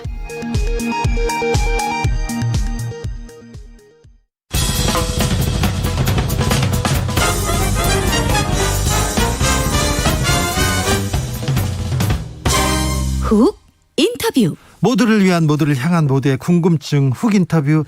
국민의힘은 비대위에 닻을 올렸습니다. 그런데 집안 싸움 여전합니다. 전 대표 이준석의 입 연일 윤석열 대통령 저격합니다. 저격하고 또 저격합니다. 국민의힘 어디로 가는 걸까요? 물어보겠습니다. 산티아고에서 날아왔습니다. 김재원 전 국민의힘 최고위원 모셨습니다. 안녕하세요. 안녕하세요. 산티아고 순례길을 걷고 오셨습니다. 언제 오셨어요? 어제 오후 3시요. 어제 오셨어요? 네. 그리고는 바로 검사 받고 여기 오셨네요. 네. 산티아고 이거 순례길 걸으면서 무슨 생각하셨습니까? 뭘 느끼셨어요? 그 프랑스 국경지대에 있는 그 조그만 도시에서 시작해서 이베리아 반도 끝까지 쭉 그 동쪽에서 서쪽 끝까지 걸으셨어요? 거든요. 그래서 814km를 걷는데 다 걸으셨어요? 예. 진짜요? 예. 며칠이나요? 32일. 근데 이제 하루에 적게는 조금 발이 아프고 뭐 못 걸을 때는 10km 정도. 네. 근데 조금 컨디션이 좋으면 한 35km 정도. 하루요? 예, 그렇게 걸으면서 걸어가면 새벽에 일어나서 네. 이제 간단히 씻고 그 다음에 출발해서 걷고 나면 오후 서너 시 되어서 좀 약간 속도 느리면 오후 한 5시쯤 돼서 숙소에 도착하거든요. 네. 그러면 씻고 빨래 빨고 네. 먹고 자고 바로 자고. 예, 그 외에는 할 수 있는 게 없어요. 네. 근데 이제 처음에는 오만 생각이 다 나요. 오만 생각이 다 나고 슬프고 속상하고 울고 싶고 뭐 그러다가 점점 이제 생각이 정리가 되어요. 그래 내려놓게 됩니까? 단순해지고 네. 중요한 일만 생각하고 그렇게 가다가 보면 스스로 내가 그동안 뭘 잘못했고 또 내가 무엇을 굳이 필요 없는 불필요한 일에 많이 인생을 소모했구나. 이제는 중요한 일만 하자. 네. 뭐 그렇게 하면서 마음의 정리가 많이 됐어요. 아, 그렇습니까? 이제 불필요한 일에 좀 개입하지 않고 필요한 일만 좀 열심히 하려고요. 저한테 산티아고를 걷자고 한 사람이 몇 명 있습니다. 그중에 한 여성이 저한테 산티아고를 가자. 그래. 진우야, 산티아고를 걷자고. 제가 왜요? 싫어요. 그래서 안 갔어요. 그랬더니 걷다가 와가지고 산티아고를 걷고 무슨 생각을 하셨습니까? 우리 동네 뒷산이 훨씬 좋더라. 그렇게 얘기하시던 분이 있습니다. 그분은 제주올레를 만드셨어요. 서명수 기사님. 이번에 그분이 저보다 조금 앞에 걸었었어요. 아, 그렇죠. 예. 저 제주하고 스페인하고 이렇게 예. 순례길 이렇게. 근데 이제 만들었죠. 산티아고 순례길이 뭐 그렇게 대단한 길은 아니지만 사람에게 한 달 이상을 걷게 만들고 생각을 하게 하고 그것을 통해서 스스로를 정리하게 만드는 그 훌륭한 길이라고 생각합니다. 한 달 이상 비우고 정리한 그런 일이 없었을 거예요. 김재원 최고 계속 바빴잖아요. 예, 평생에 처음 있는 일이에요. 자, 그래서 비우고 자 이제 돌아와서 한국 정치 보니까 어떤 생각부터? 근데 제가 이제 순례길을 걷고 그 순례길은 전부 스페인 영역인데 그 이후에 시간이 좀 남아서 포르투갈로 해서 프랑스로 해서 그다음에 좋은 데는 다 갔다 오셨네. 스위스, 오스트리아, 독일, 네덜란드, 벨기에를 거쳐서 이제 돌아왔거든요. 열차로 타고. 자랑 그만하시고. 아니 근데 이제 가면서 전부 제가 정치에 관심이 있으니 그 나라 가면 이제 신문을 사서 읽어봐요. 제가 이제 뭐 독일어 이런 거 잘 못하니까. 영자 신문. 아니 독일어 뭐 그 나라 신문. 그 나라 신문을 사서 읽어보면 어떻게 읽느냐면 요즘 구글 번역기를 하면 쫙 돌리면 나와요. 아, 그렇구나. 예, 그래서 뭐 그 쭉 보면 정치가 굉장히 뭐 그런 나라들로 이슈가 있는데 우리나라처럼 이렇게 저질로 흐르는 것은 없더라고요. 그리고 엉망진창인 나라도 없어요. 그래서 제가 이제 어떤 생각이 들었냐면 우리나라 정치가 정말 엉망이구나. 그리고 내가 거기에 있었던 것도 참 슬프지만 또 그쪽으로 돌아가야 된다는 게 더 슬프다는 생각을 했어요. 자, 지금 자리 비우신 사이에 국민의힘은 난리였어요. 지금 비대위로 갔잖아요. 그래도 제가 없는 새 그랬기 때문에 제가 주범이 아닌 것은 드러났어요. 네, 알겠어요. 그건 확실합니다. 자, 조영 비대위 출범 어떻게 보셨습니까? 일단 집권 여당이 지금 집권하고 대통령 선거 승리하고 지방선거까지 이겼잖아요. 확실히. 그리고 나서 비상 상황이 되어서 비상대책이라는 그런 어떤 비상대책을 해야 되는 위원회가 출범한 것 자체가 정상이 아닌 상황이 돼버렸죠. 그러니까 이런 상황을 빨리 극복을 해야 되는데 과연 이 상황을 누가 극복하려고 하느냐 그리고 극복할 수 있는 여력이 되느냐에 대해서 좀 걱정스러운 마음입니다. 네, 대통령 100일 기자회견 하셨고요. 그 이후에 이렇게 몇 가지 좀 해결책이라고 내놓고 있는데 어찌 보십니까? 근데 이제 지금 상황이 뭐 무슨 큰 잘못이 있었거나 큰 사고가 터졌거나 국가적인 대재난이 있거나 또는 뭐 특수한 어떤 일이 벌어진 그런 상황도 아닌데 네. 차츰 그 가랑비 옷 젖듯이 대통령 지지율이 떨어지고 집권 여당 지지율이 떨어지고 그 과정에서 또 당대표가 그 과거에 벌인 일과 관련해서 네. 윤리위원회 결정이 있고 이렇게 하나씩 쌓여가면서 상당히 그 문제가 누적되어서 폭발한 거거든요. 네, 큰 문제는 없었습니다. 그런데 전혀 어떠한 해결하는 능력이나 일을 하는 노력이나 그런 건 뭐 안 보여주고 있어요. 그것이 문제라는 거죠. 네. 큰 문제가 벌어졌으면 그 문제를 해결하면 되는데 네. 지금 무엇이 문제인지를 다 모르고 있는 것 아닌가. 예. 그렇기 때문에 해법이 잘 나오지 않는 것 같은데 어쨌든 여당 내 리더십이 빨리 복원이 되고 대통령께서도 지도력을 발휘할 수 있는 그런 여건을 만들어가는 것이 유일한 해법인데요. 아니 지금 지금까지 못 보여줬는데 그분들이 리더십을 갑자기 만들고 지도력을 갑자기 보여줄 수 있을까요? 그것은 뭐 저는 그렇게 어려운 일은 아니라고 생각합니다. 그래서 네. 예, 그것은 이제 조금만 서로 지금 대의라고 할까요? 네. 이제 이 문제를 수습하고 나라를 정상 궤도에 올려놓아야 된다라는 그런 생각만 제대로 한다면 해법은 보이는데 지금은 두 가지가 문제인 게요. 모든 사람들이 자신의 이해관계에 너무 충실하고 두 번째 의사결정 과정을 감정에 치우쳐서 하고 있다. 예. 이 두 가지만 좀 벗어나서 우리가 뭐 과거에 경험도 있지만 옛날 이야기를 많이 하잖아요. 공자님 말씀에 뭐 견리사의라고 네. 이익을 보면 의를 먼저 생각해라. 그럼 우리 집권 여당이기 때문에 또 대통령을 비롯한 정부를 맡고 있는 분들도 지금 이 상황을 대처할 때 옳고 그름을 좀 판단하고 나라를 어떻게 바로 세울 건가를 생각한다면 해법이 나온다고 봐요. 최고위원님 뭐 좋은 말씀 하시는데 산티아고 걸으면서 좋은 말씀 하시는데 한국에 안 계신 사이에 체리 따봉이라고 나왔어요. 내부 총질도 나오고요. 뭐 저도 체리 따봉 못 받아봤는데. 그래요? 네. 그래서 이준석 대표가 지금 연일 대통령 이렇게 계속 이렇게 총질을 하고 있습니다. 어제는요 국민도 속고 나도 속았다 이렇게 얘기합니다. 그전에는 개고기 팔았다는 얘기도 했고요. 자, 이 문제부터 해결해야 되는 거 아닙니까? 이준석 대표는 뭐 여러 가지 그동안 제가 옆에서 굉장히 많이 봐왔잖아요. 대표 시절에 최고위원으로 같이 네. 계속 회의를 하셨죠? 그리고 뭐 여러 가지 많이 경험을 했는데 이준석 대표 이야기 저도 어제 뭐 나도 속고 국민도 속았다 해서 이건 무슨 소린가 했더니 그 내용이 대선 때 내가 조금 뭐 그런 일이라고 하더라고요. 그런 일이 좀 있었다고 하더라도 윤석열 대통령이 통 큰 사람으로 봤다. 네. 근데 통 큰 사람으로 봤는데 알고 보니까 뭐 나를 감정적으로 대해서 이렇게 윤리위 또는 뭐 대표직에서도 물러나게 하는 걸 보니까 통 큰 사람이 아니었다. 그래서 내가 속았다. 나도 속고 국민도 속았다. 그리고 뭐 또 더 나가서 모델하우스에 무슨 뭐 금으로 된 뭐 수도꼭지인 줄 알았는데 뭐 녹슨 수도꼭지를 시공했다. 뭐 이런 이야기인데 결국은 뭐냐면 통 큰 사람인 줄 알았는데 통 큰 사람이 아니다 이 말이잖아요. 네. 그럼 통 큰 사람으로 알았는 것은 뭐냐면 내가 좀 대선 때 좀 분탕질을 질렀어도 대선 승리했으니까 그거 넘어가지 뭐하러 난리를 괴롭히느냐 이 말이잖아요. 그렇죠. 그러면 그 문제를 가지고 나도 속고 국민도 속았다고 할 것이 아니고 그때 내가 한 일이 과연 정말 용서받을 수 있는 일인가 또는 지금 이런 일에 대해서 내가 한 것이 정당한 것인가에 대해서 먼저 이야기가 있어야 되고 그다음에 지금 현재 대표직에서 물러나게 된 여러 가지 경위에 대통령이 모두 개입한 것이라는 확증이나 근거를 두고 이야기를 해야 되는데 이 두 가지가 없어요. 네. 그러니까 그냥 왜 나를 이렇게 만들었냐. 통 큰 사람인 줄 알았는데 내가 속았다.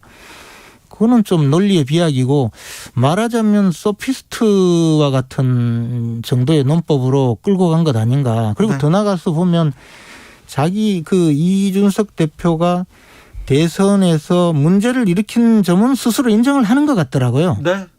그러면 결국은 제가 보기에 그것을 무슨 내부 총질이라고 표현했던데 내부 총질이 아니고 사실은 등 뒤에서 총을 쏜 거잖아요.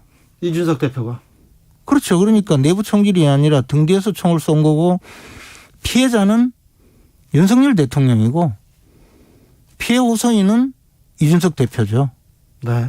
그런 상황에서 너무 모든 것을 논리적으로 해서 나는 피해자이고 저 통 큰 사람이 나를 지금 공격하는데 이것은 잘못되었다 이런 논리로 계속 끌고 가면서 이제 이 문제를 일으키니까 사실 이 대표는 그렇게 하면 언론에서 언론에서 다뤄주기도 하고 네? 계속 그 문제의 중심에 서기 때문에 주목을 받지만 대통령이나 또는 대통령을 보좌하는 분들은 이게 뭐 맞아서 꼭 맞다든가 또는 논리적으로 맞기 때문에 또는 진실관계에 맞아서 가만히 있는 것이 아니고 대부분은 엮이기 싫어서 그냥 보고 있는 잠잠해지기를 보고 있는 그런 상황일 수가 있거든요. 지금 그러고 있어요. 그러니까 이 문제 해결이 안 되죠. 지금 누가 나서서도 해결을 못 한다는 거 아닙니까? 누가 나서서 이준석 전 대표를 만나지 않는데요. 녹음하면 어떻게 또 나 공격하면 어떻게 그 생각하고 있나 봐요. 그러니까 이제 뭐 최근에 보니까 장해찬 위원장도 나섰다가 또 공격을 당하고 이러던데 이게 이제 우리나라 정당 정치에서 진짜 보기 드문 희귀한 사례인 게요. 네. 통상적으로 정당 내에서 누구를 공격할 때는 공개적으로 하지 않아요. 소위 뒷담화 수준 또는 더 나가서 만약에 그렇게 할 때는 경선을 한다든가 이럴 때는 몰라도 이거는 뭐 그냥 내놓고 공격을 하고 심지어는 대표 시절에도 최고위원을 공격하고 그다음에 당대표가 소속 의원이나 최고위원을 공격한 사례는 헌정사상 거의 전무후무한 일이거든요. 근데 그 공격을 워낙 세게 하기 때문에 대부분 엮이기 싫어서 차라리 나는 가만히 있는 게 낫겠다 이렇게 해서 전부 있으니까 이게 무서워서 피하는 걸로 생각하거나 또는 자기 말이 맞아서 피하는 것으로 알고 직접 공격을 하거든요. 이것이 상례화돼 버렸어요. 그래서 이런 일이 계속 벌어지고 있는데 이것은 심각한 문제죠. 네. 송대현님께서 자기들끼리 협치를 못하는 사람들이 무슨 정치를 잘할 수 있을까요? 이렇게 맞아요. 자기들끼리 협치도 못하는데 이게 같은 당인가 그것도 좀 의심스러울 지경이죠. 정당이라는 것은 정견을 같이 하는 사람들이 모여서 권력을 쟁취해서 그 권력을 통해서 이상적인 사회를 만들어보고자 하는 그런 사람들의 집단이 정당이거든요. 네. 근데 이 정견이 같은가요? 문제가 있잖아요. 네. 1719님. 의원님도 당대표 나오실 건가요? 물어보는데요. 저는 당대표 안 나가요. 네, 알겠어요. 대통령실에서 홍보수석으로 김은혜 전 의원 내정했다는 얘기 나옵니다. 네. 대통령실 개편을 이런 식으로 할 것 같습니다. 청와대 정무수석으로 그 경험이 있는데 어떻게 보십니까? 근데 이제 저는 이런 말씀 드리기 약간은 좀 네. 조금 주저스러운 부분은 있어요. 왜냐하면 결정이 안 됐잖아요. 네. 그런데 이제 흔히 이제 그 정권 초기 또는 대통령의 입장이 되면 나는 이렇게 열심히 하는데 언론은 왜 이렇게 받아줄까? 네. 또 국민들이 왜 이렇게 생각할까 하는 그런 이 외로움에 처할 가능성이 있거든요. 그러면 이거 홍보가 잘못돼서 그렇다. 홍보가 문제야. 홍보가 문제야. 내가 잘못된 것이 아니고. 예. 또는 참모들이 네. 스스로 자기들의 입장에서 우리 열심히 하고 있습니다. 100일 동안 이만큼 했습니다. 그런데 홍보가 조금 잘못되었습니다. 이렇게 보고를 할 가능성이 있다는 거죠. 네. 그러나 이제 지금 국민들이 이야기했을 때 인적 쇄신 또 이런 것은 사실 대통령께서 좀 뭔가 달라. 근데 대통령이 아무래도 우리가 뽑은 대통령은 그런 분이 아닌데 보좌하는 분들이 좀 잘못 보좌해서 결국은 대통령이 민심을 잘 모르는 거 아니냐. 그러니까 보좌진 좀 바꿔봐라.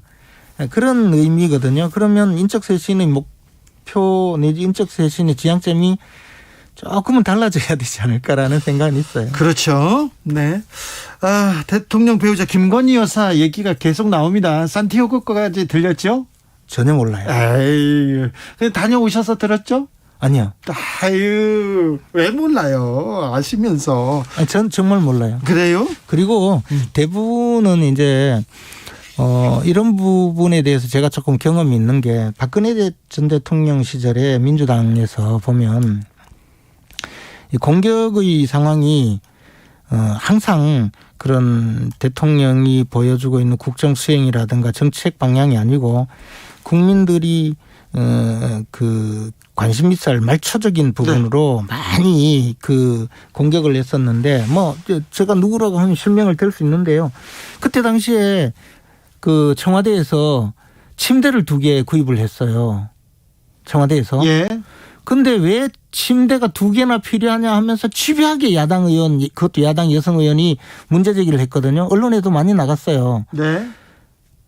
그러면서 그것을 묘한 독신인 박근혜 전 대통령이 침대를 2개나 사서 관저에 하나 놓고 하나는 어디 갖다 놨다 하면서 야릇한 관음증적인 관심을 불러일으키게 공격도 하고 또 그때 윤전추라고 그분이 관저에서 대통령을 수행하게 되었는데 무슨 행정고시 출신도 20년이 지나야 3급이 되는데 어떻게 그냥 3급 공무원이 됐느냐 하면서 그렇게 공격을 했거든요. 젊은 사람 하면서 뭐 대통령 운동 도와주는 게 3급이냐 하고 이런 식으로 공격을 하고요.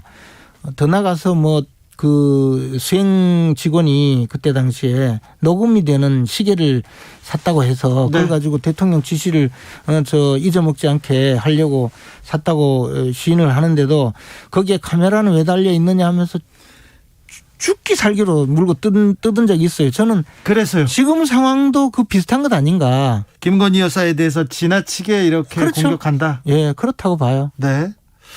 몇 가지 문제는 그러니까 의혹이 있으면 좀 대통령실에서 해소하고 넘어가면 가는 것이 대통령과 김건희 여사한테 도움이 될 거 아닙니까? 근데 이제 그때도 어떻게 되냐면 그 문제를 저도 청와대에 요구를 했죠. 이거는 설명을 좀 하자. 설명하고 넘어가자. 왜냐하면 제가 이제 운영이 간사니까 그에 대해서 국회에 설명을 해야 되는 입장이 됐으니까요. 그랬더니 이것만 이야기하면 다 끝난다면 그거 아무 문제가 없다. 근데 그러면 그와 관련된 또 다른 의혹 제기를 하면서 더 커진다는 거예요. 그러니까 잠시만요. 수세적으로 되더라고요. 수세적으로 할 수밖에 없다. 그런데 김건희 여사는 논문 표절 문제 그리고 관저 공사 논란 그리고 여사님 추천으로 극우 유튜버들이 취임식에 왔다 이런 논란이 계속. 그 대통령 취임식에는요 사실 수만 명을 부르기 때문에 김건희 여사가 직접 누구를 불렀는지 안 불렀는지 저는 그거 모르고 저도 초청장은 왔는데 저는 가지도 못했거든요. 그런데 그 부분에 대해서 어떻게 됐는지 모르겠어요. 초청장의 대상이 어떻게 됐는지. 근데 대통령 취임식으로 부르는 그 과정이요. 대통령이나 그 가족이 누구를 직접 찍어서 하는 것이 아니라 많은 사람을 넣으면서 분류를 그렇게 해서 넣었을 수도 있고 그것이 그렇게 중요한 거냐의 문제는 두 번째 문제이고요. 그다음에 저는 논문 표절 이야기 자꾸 하던데 대선 당시에 이미 국민대학에 조회를 해봤었거든요. 근데 국민대학에서는 그때도 이거 논문 표절의 기준에 해당하지 않지만 면밀하게 검토하겠다. 이건 더 확실하게 검토를 해야 된다라고 이야기했었거든요. 그런데 지금 국민대학에서 논문 표절 아니라고 판정을 하니까 또 그걸 공격하고 있잖아요. 네. 그렇잖아요. 네. 그러니까 교수와 당사자들이 또 문제 제기하기 시작했어요. 아니 그래서 교수와 당사자들 중에 그분들이 어떤 입장인지 모르겠지만 그러면 대학에 있는 이 윤리심사위원회는 왜 두느냐는 거죠. 알겠어요. 자, 지금 대통령과 그리고 김건희 여사를 지금 방어하는 정치인이 하나 왔습니다. 이거 방어해도 윤핵관 호소인이라고 욕은 안 듣겠죠. 저는 윤핵관도 아니고 윤핵관 호소인도 아니에요. 호소할 생각도 없어요. 알겠어요. 윤핵관 되고 싶지도 않아요. 알았어요. 근데 김건희 여사가 대통령 취임실에 추천한 사람들이 가세연 그리고 양산 사저에서 욕설 시위하는 유튜버 그런 사람 불렀대잖아요. 몰라요 나는. 그래요? 저를 초청하지는 않아서. 알았어요. 여사님 추천하죠. 저는 전직 국회의원으로. 알겠습니다. 그러니까 저는 대통령실에서 이런 부분은 조금 부속실을 설치한다던가 어떤 전담 저는 제2부속실을 설치하는 게 필요하다고 봐요. 네. 그리고 그것이 공약 위반도 아니라고 생각하고 공약 위반 그거 아니라도 할 거 많은데. 알겠습니다. 멀리서 보니까 김건희 여사 문제는 좀 김건희 여사 문제에 대해서는 그렇게 정리합니다. 저는 과도하게 비난받는다고 봐요. 그렇습니까? 네. 과도하다. 네. 엄청나게 과도하다. 오사공원님, 김건희 여사 일을 그냥 넘어가자고요. 그러기엔 활동의 범위가 크고 범위가 그 법과 공정에 부합하지 않습니다. 그런데 과도하다 이렇게 보시는 거고요. 사실관계부터 밝혀져야 되는데 사실관계를 제대로 확인하지도 않고 공격부터 한다고 봐요. 알겠습니다. 자, 멀리서 보니까 산티아고에서 보니까 민주당은 어떻던가요? 그나마 민주당이 네. 저 모양이니까 네. 그래도 국민의힘이 아직까지 살아있는 것 아닌가 생각을 합니다. 그래요? 민주당이 저 모양이라뇨? 맨날 그 민주당이 집권할 때 야당복 있다고 주장했잖아요. 그렇죠. 예, 근데 그 야당복 하다가 정권 놓쳤거든요. 네. 국민의힘도 민주당이 지리멸렬하다고 좋아할 일이 아니고 또 저는 이재명 의원이 당대표가 되면 뭐 국민의힘에 좋은 일이 있을 거라고 주장하는데 저는 그렇지 않다고 봐요. 저는 이재명 의원이 굉장히 강한 리더십을 발휘하고 네. 대선 2라운드를 펼치면 더 힘들어질 거기 때문에 네. 그 전에 국민의힘이 빨리 정비를 하지 않으면 굉장히 힘든 상대를 만나게 될 거다 그렇게 봅니다. 그러니까요. 민주당도 국민의힘도 이렇게 정비를 한 다음에 국민을 상대로 그렇습니다. 공약 경쟁, 정책 경쟁하고 누가 더 미래를 책임질 수 있느냐 그런 능력을 보여줘야 될 거 그렇죠. 아니에요. 근데 뭐 지금 뭐 눈앞에 있는 그 떡고물을 얻어먹으려고 좀 달려들어서 이렇게 싸우니 이게 뭐 되겠습니까? 일단은 책임은 대통령한테, 일단 책임은 정부 여당한테 있잖아요. 그렇죠. 그렇죠. 네. 정부 여당이 대통령이 좀 능력을 보여주지 못하고 있어요. 이제 앞으로 차근차근 해나가야죠. 네. 다시 돌아오니까 또 어떤 생각이 듭니까? 그래도 우리나라 제일 좋은 나라예요. 그래요? 예. 안 걸어서요? 아니요. 우리나라가 굉장히 시스템이 안정되어 있고 모든 행정 서비스가 빠르고 특히 의료 문제 이런 것은 정말 좋은 나라라고 생각을 했고요. 단 하나 우리가 마스크 끼고 다니는 거 이거에 대해서 이제 좀 한번 좀 돌이켜보고 코로나19를 과연 이렇게 방역을 해야 되는가에 대해서는 유럽 여러 나라를 보면서 전 느낀 바가 많아요. 우리가 너무 쓸데없는 대응을 하고 있다고 많이 느끼고 있어요. 지금요? 그래요? 예. 지금 코로나가 전 세계에서 한국이 제일 많이 나오고 있습니다. 근데 저는 이제 그것이 이런저런 사유로 해서 검사를 많이 해서 많이 나오는 것도 사실이 아닐까라는 느낌을 갖고 있어요. 왜냐하면 제가 프랑스에 도착해서 스페인, 포르투갈 뭐 여러 나라 다니면서 어느 누가 저한테 마스크 쓰라고 이야기한 사람도 없고 코로나 백신 맞았느냐 물어본 사람도 없고 또 이제 아예 안 물어봅니까? 검사한 것도 없어요. 그리고 국경을 넘어가는데 뭐 증명서 보자는 것도 없고 한국으로 들어올 때 검사를 또 했어요. 네. 프랑스에서. 한국을 들어올 때만 하죠. 예. 그러니까 우리나라에서는 검사를 많이 하고 있고 프랑스나 스페인 같은 데서 마스크를 끼고 다니면 저 사람 병자구나 그렇게 보지 정상적인 사람 마스크 잘 안 끼어요. 아직 그래도 우리나라가 마스크를 벗는 데까지 시간이 걸릴 것 그래서 같아요. 이것이 우리 코로나19 초기 단계에 코로나를 너무 역병처럼 막 그 국민들에게 불안감을 조성한 여파가 아닌가 생각을 해요. 그래도 그때 감염률을 떨어뜨려 놔서 그때 그래서 그러면 그 이후에 결국엔 전 세계적으로 제일 많이 나죠. 근데 그래서 사망률을 줄였잖아요. 그 사망률이 줄었다고 하는 것조차도 과연 그것이 맞는 것인지 저는 의문이에요. 그래서 저는 오히려 제가 전문가가 아니기 때문에 함부로 이야기하는 것은 정말 잘못인데 결국에는 이것은 전문가들이 좀 한번 봤으면 좋겠어요. 다시 한번 생각해 봐야 될까요? 네. 알겠습니다. 이제 산티아고 갔다가 한국 왔습니다. 그래서 거친 또 정치판으로 들어오셨습니다. 이제서야 대통령과 그리고 김건희 여사를 방어하는 사람이 하나 왔다 이런 얘기도 있어요? 저는 윤핵관이 아니에요. 아니에요? 윤핵관 호소인도 아니고 희망자도 아니고. 알겠습니다. 되고 싶지도 않고. 그래요? 네, 알겠습니다. 네, 그러면은 아무튼 이준석 전 대표 문제는 그리고 윤핵관 문제는 그리고 국민의힘 문제는 계속해서 물어볼 수 있겠네요. 네. 고맙습니다. 또 모시겠습니다. 김재원 전 국민의힘 최고위원이었습니다. 고맙습니다. 시차 적응 잘 하시고요. 네. 네. 김치찌개 잘 드세요.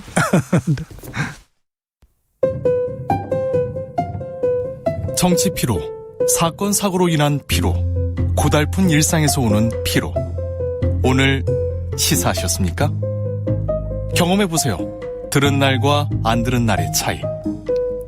여러분의 피로를 날려줄 저녁 한 끼 시사. 추진우 라이브.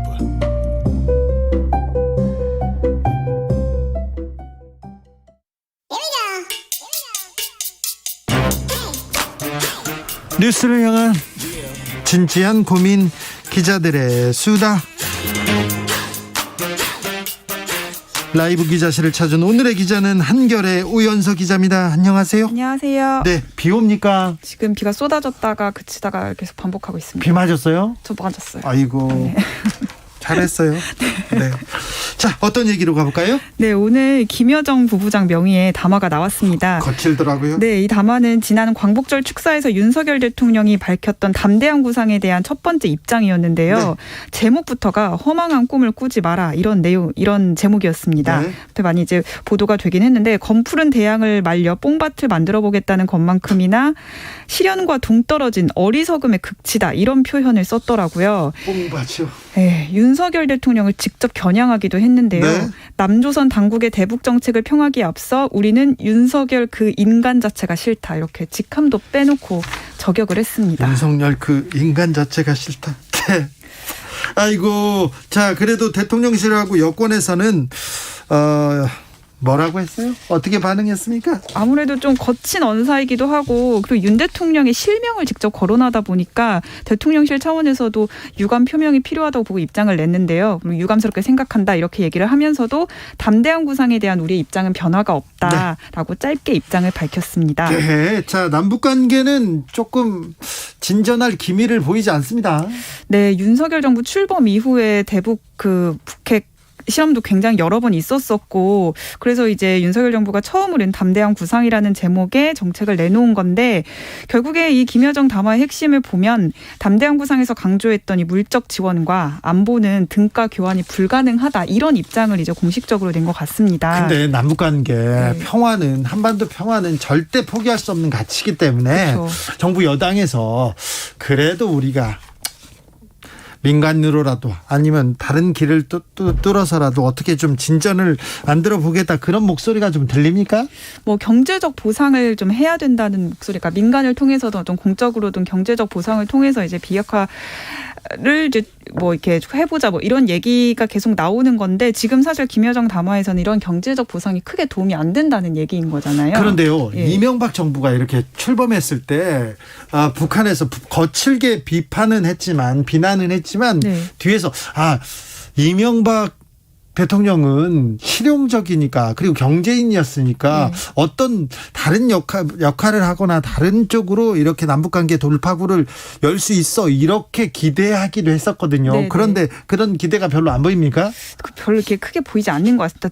일단 담대한 구상이라는 것 자체에 대한 어떤 뭐 정의가 좀 불분명하기도 하고 좀 추상적이라는 얘기도 많이 있고요.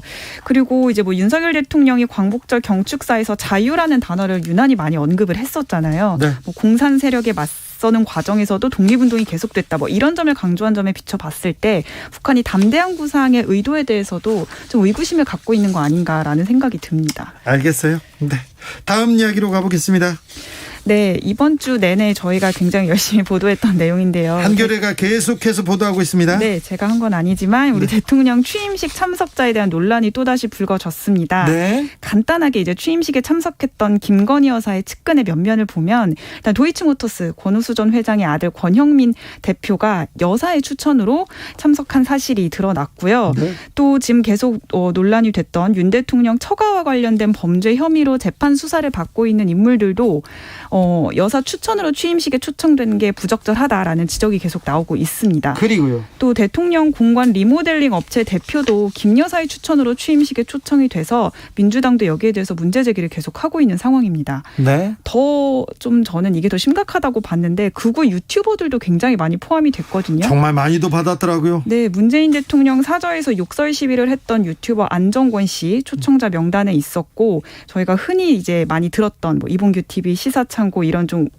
보수 우파 유튜버들도 여사 추천으로 초청이 됐다고 명단에 나와 있습니다. 가로세로 연구소도 있고요. 맞습니다. 그래서 추천인이 적시되지 않은 이들까지 포함을 하면 유튜버 수가 한 30여 명 정도 된다고 합니다. 아니 근데 이 부분에 대해서는 대통령실이나 누군가 해명을 해야 될 것 같은데. 그렇습니다. 뭐라고 합니까? 저희도 어쨌든 공식적으로 좀 입장을 받아보려고 계속 연락을 해봤는데 연락을 할 때마다 이제 말하는 입장은 우리는 이제 그 명단을 지금 확인할 수가 없다. 그래서 뭐 어떤 경위로 이 사람들이 초청이 됐는지를 정확하게는 파악할 수가 없다. 이런 입장을 계속 내고 있습니다. 그렇게 무책임하게 말하면 논란이 사라지지도 않고요. 그렇습니다. 국민들의 의혹이 더 커질 텐데 네. 무책임한 거 아닙니까? 오히려 좀 초청을 하는 과정에서 좀 이제 뭐 검증이 좀 부족했다거나 아니면은 좀 많은 이제 국민들을 초대하려다 보니까 그렇게 됐다 뭐 이런 식으로라도 해명을 했다면 넘어갈 수도 있는 문제이지 않았을까라는 생각은 드는데 좀 다소 김건희 여사와 관련된 리스크는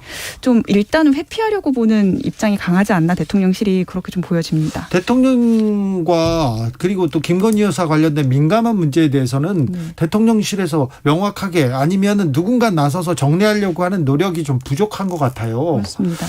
조금 그렇습니다. 윤핵관이라는 사람들이 나서야 되는데 그런 그 사람들도 안 나서고 대통령실도 안 나서고 네.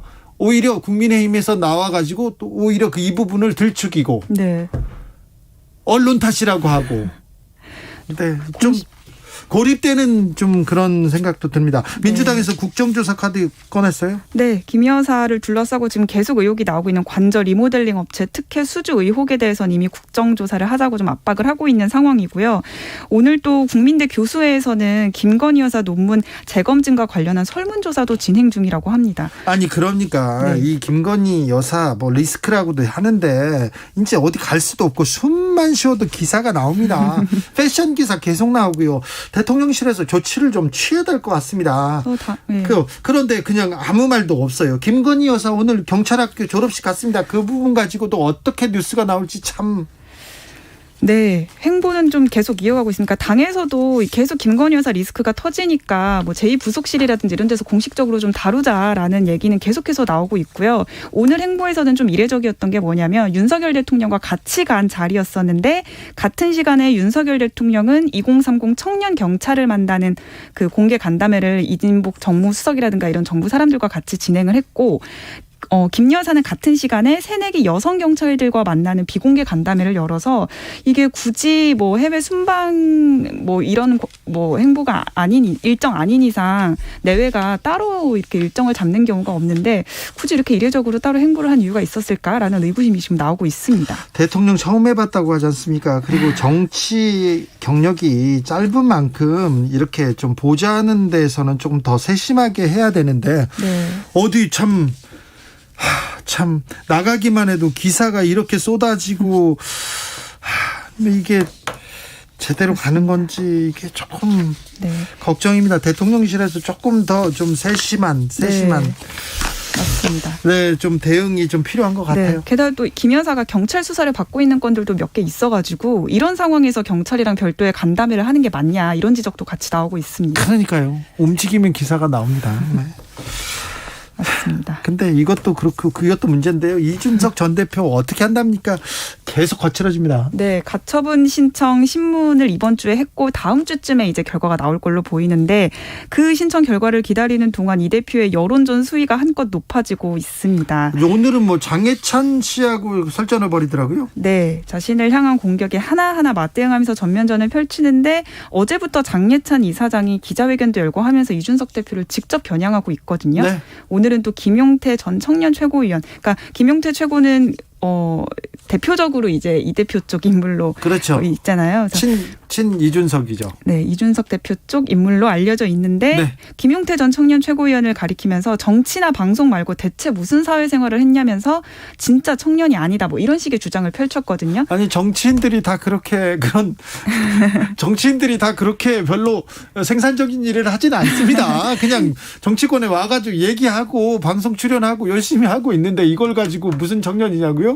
뭐 취업이나 진짜 청년들이 갖고 있는 어려움을 경험하지 못했다. 김용태 최고가 뭐 이런 주장이었는데 그랬더니 이제 이 대표가 장 이사장 어제 국회 소통관에서 기자회견 할 때 현역 비례대표 의원 이용 의원 이름을 빌려서 기자회견을 하지 않았냐. 그러면서 무슨 진짜 청년 정치인을 논하냐. 이런 식으로 또 비꼬면서 계속 설전을 오늘 하루 종일 이어갔습니다. 이게 무슨 의미도 하나도 없어요. 누구 빌려가지고 아이고 의미 없다. 그런데 계속해서 싸움이기 때문에 네. 이거는 크게 논란이 되고 크게 보도됩니다. 이 내부 총질은 계속됩니다. 네, 당 안에서도 제가 오늘 점심 먹었던 한 당 관계자도 이게 지금 청년 정치를 가지고 이렇게 좀 수준 낮은 설전이 벌어지고 있는 거에 있어서 굉장히 좀 안 좋다는 식으로 바라보고 있더라고요. 당내 반응은 누구한테 문제가 있다. 이거 다 대통령이 해결해야 된다. 아니다. 이준석 대표 너무한다. 이런 의견이 있을 거 아니에요. 뭐라고 합니까? 당 안에서는 일단 지금 양쪽 다 서로에게 연락을 취할 어떤 계기나 명분이나 이런 게 없어서 큰 어떤 뭐 이렇게 합의를 볼 수 있는 그런 상황을 기대하기는 어렵다는 생각을 하고 있습니다. 이보다 더 중요하고 이보다 중요한 계기가 명분이 있는 게 어디 있어요. 이렇게 당내에서 이렇게 총질하다 다 망하는 건데. 그런데도 서로서 뭐 명분 없다고요? 사실상 윤 대통령은 이 대표에게 내부 총질을 하는 당 대표라든지 이런 표현을 써가면서 이 대표에 대해서 이제 안 좋은 감정을 가지고 있고, 이 대표도 지난 13일 기자회견에서부터는 윤 대통령을 직접 겨냥해서 좀 설전을 벌이고 있잖아요. 그러니까 둘 사이에 지금 감정적으로 굉장히 많이 상해 있는 상황이기 때문에 누구 한 명이 손을 내밀 수는 없는 상황이지 않느냐라는 얘기가 나오고 있는 겁니다. 윤핵관이라는 사람들 중에 나서서 이 문제를 해결하겠다. 윤 대통령 측근이라는 사람 중에 나서서 이 문제를 어떻게 좀 해보자. 그런 또 노력도 별로 없네요. 사실 그거를 바라고 있는 건데요. 당 안에서는 윤핵관이 나서서 이 사태를 해결해야 된다고 하는 건데, 그 사태를 해결하려면, 그리고 이 대표랑 윤 대통령이 만나게끔 하는 어떤 계기를 마련하려면 윤핵관 스스로 지금 이 상황에서 좀 책임을 통감하고 내가 좀 이선 후퇴하겠다. 당에서 이제 나오는 목소리대로 하겠다. 이런 게 먼저 선결 조건으로 이루어져야 되는데 일단 그게 안 되고 있기 때문에 두 사람을 연결시키는 그런 역할이라든지 이런 것도 기대하기가 좀 어려운 거죠. 그래요? 그럼 계속 우리가 이런 싸움을 봐야 됩니까? 일단 이 대표 입장에서 좀 지금의 수위 높은 전면전은 좀 멈춰야 되지 않냐라는 얘기가 당 안에서 그래서 이제 나오고 있는 건데요. 그동안 이 대표가 이런 저격을 정치 전략으로 삼아서 사실상 본인이 커온 측면이 있기 때문에. 그렇죠. 그리고 또 윤핵관 정진석 의원 같은 경우 나서자마자 바로 저격했었잖아요. 네, 육모 방방이라든지 이런 설전이 좀 있었었고. 그러니까 또 나 안 해. 그리고 그냥 뒤로 가고요. 또 다른 사람 나와서 또 이준석 대표가 이렇게 저격하면 나도 안 해. 그렇게 들어가고 그랬죠. 맞습니다. 이 대표가 13일 기자회견에서 그 윤핵관 호소인이라는 신조어를 가지고 이제 공격을 했었잖아요. 그때 윤핵관 호소인으로 지목됐던 의원이 방금 말씀하셨던 그 정진석 의원, 그리고 초선의 김정재, 박수영 의원인데, 이 셋의 특징이 윤핵관들과는 다르게 실명을 이제 이름을 걸고 이 대표를 직접적으로 공개적으로 공격했던, 비판했던 사람들이거든요. 그러면 호소인이 되는 겁니까? 그걸로 이제 구분이 된다고 저희끼리는 생각을 했는데요. 그러니까 이 세 명도 이런 식으로 치욕스러운 공격을 당했지만 이 대표가 사실 원하는 걸 너무 잘 알고 있는 거죠. 이런 식으로 해서 말싸움에 같이 응대를 해주길 바라는데, 그렇게 되면 이제 얻는 이득이 없기 때문에 앞으로는 이제 대응하지 않겠다, 이런 반응이더라고요. 이런 내용을 언제까지 보도해야 되는지 의미 없다 이렇게 생각하시는 분들이 많은데요. 죄송합니다. 저희들도 전해주기 싫은데 정부 여당이 이 모습입니다. 기자들의 수다, 한겨레 오연수 기자. 고생하십니다. 감사합니다. 교통정보 알아볼게요. 김민희 씨. 금요일 퇴근길에 수도권에서는 비까지 내리면서 곳곳에서 정체 심합니다. 서울 시내 올림픽대로 하남 쪽으로 영동대교에서 청담대교 사이 1차로에서는 물이 많이 고여있는 만큼 주의해서 지나셔야겠고요.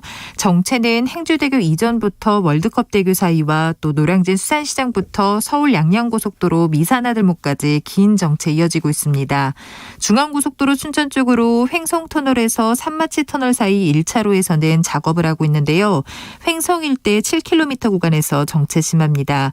원무 1터널 부근 1차로에서는 버스 관련 사고가 나면서 춘천 분기점 일대 3km 구간에서 더디게 지납니다.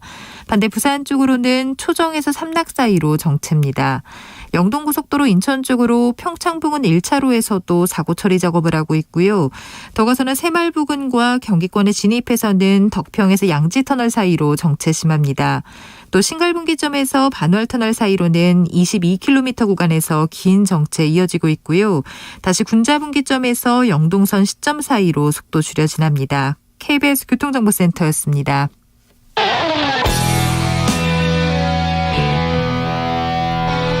스치기만 해도 똑똑해진다. 드라이브 스루 시사 주진우 라이브.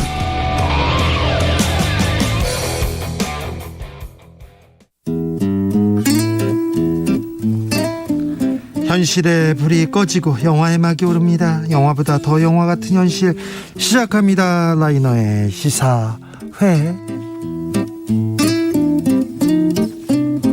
영화 전문 유튜버 라이너 어서 오세요. 네, 안녕하세요. 라이너를 만난다는 것은 이번 주도 여러분 고생 많으셨다. 무사히 잘 끝나간다는 뜻입니다. 자, 오늘은 어떤 이야기 해볼까요? 네, 항상 리더의 역할과 중요성은 늘 강조되는 것 같은데요. 네.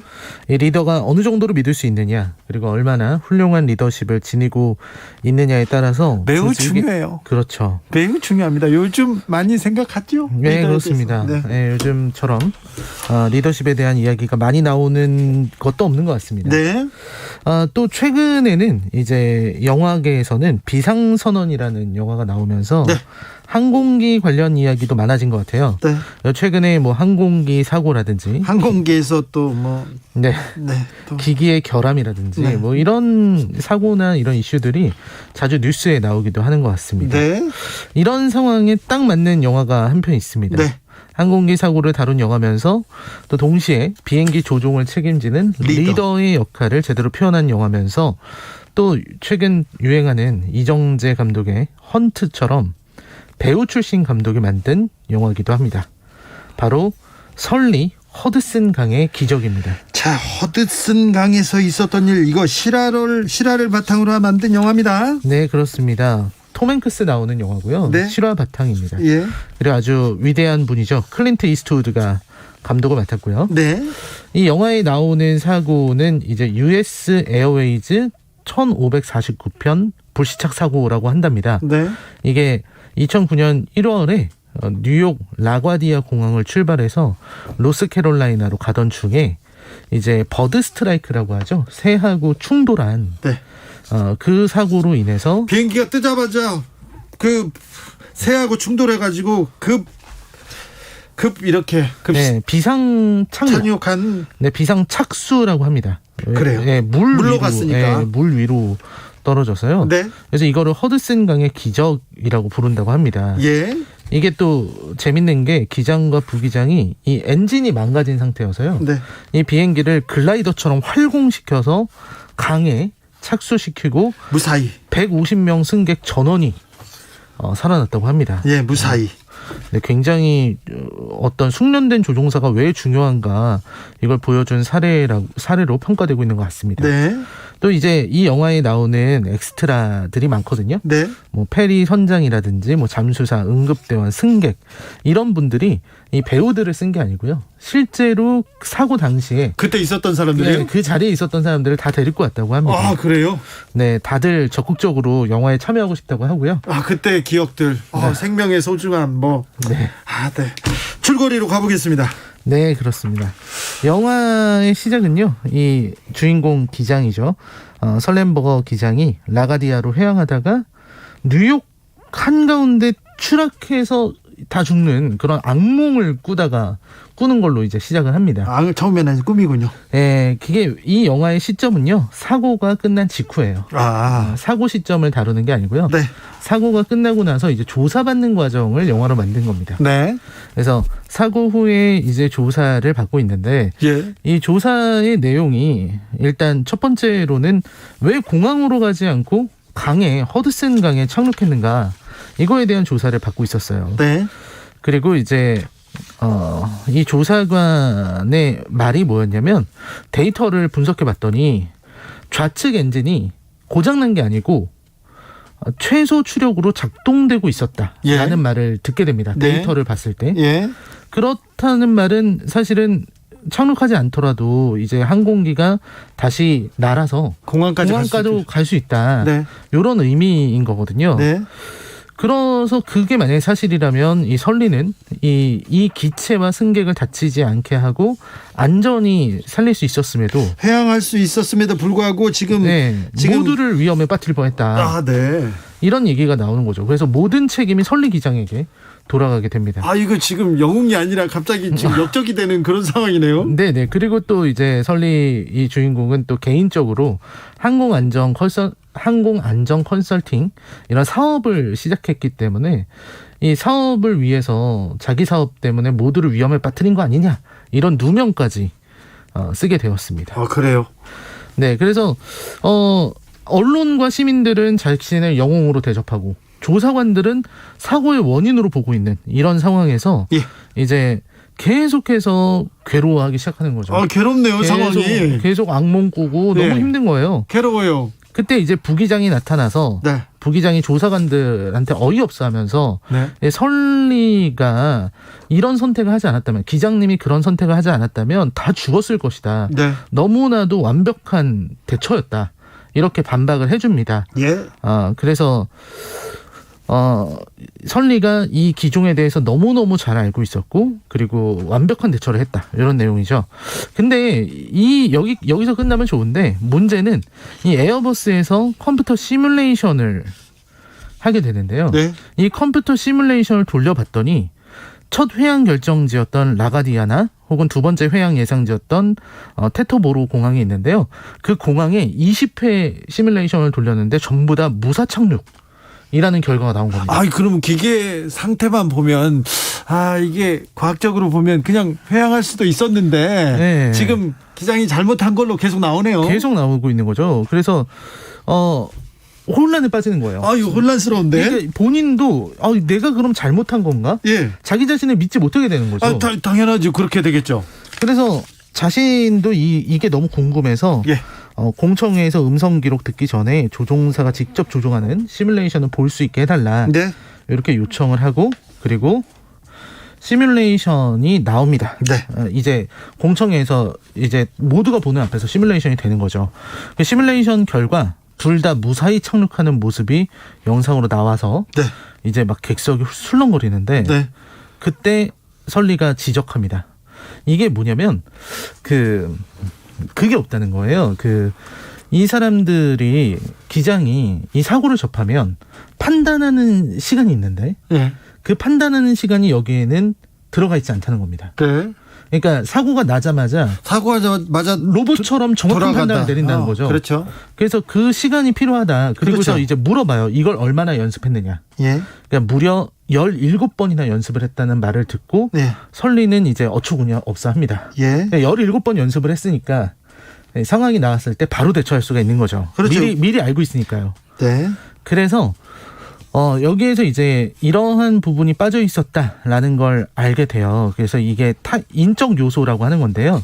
인적 요소가 결여되어 있다는 걸 지적을 하고, 그래서 세 대와 충돌하고 나서 적어도 35초는 있어야 판단을 할 수 있다. 그래서 그 시간을 집어넣습니다. 그래서 35초의 시간을 반영해서 다시 시뮬레이션을 돌리니까 해봤더니 양쪽 모두 다 실패합니다. 아, 그래요? 아예 접근조차 못하고 떨어지는 경우도 있고요.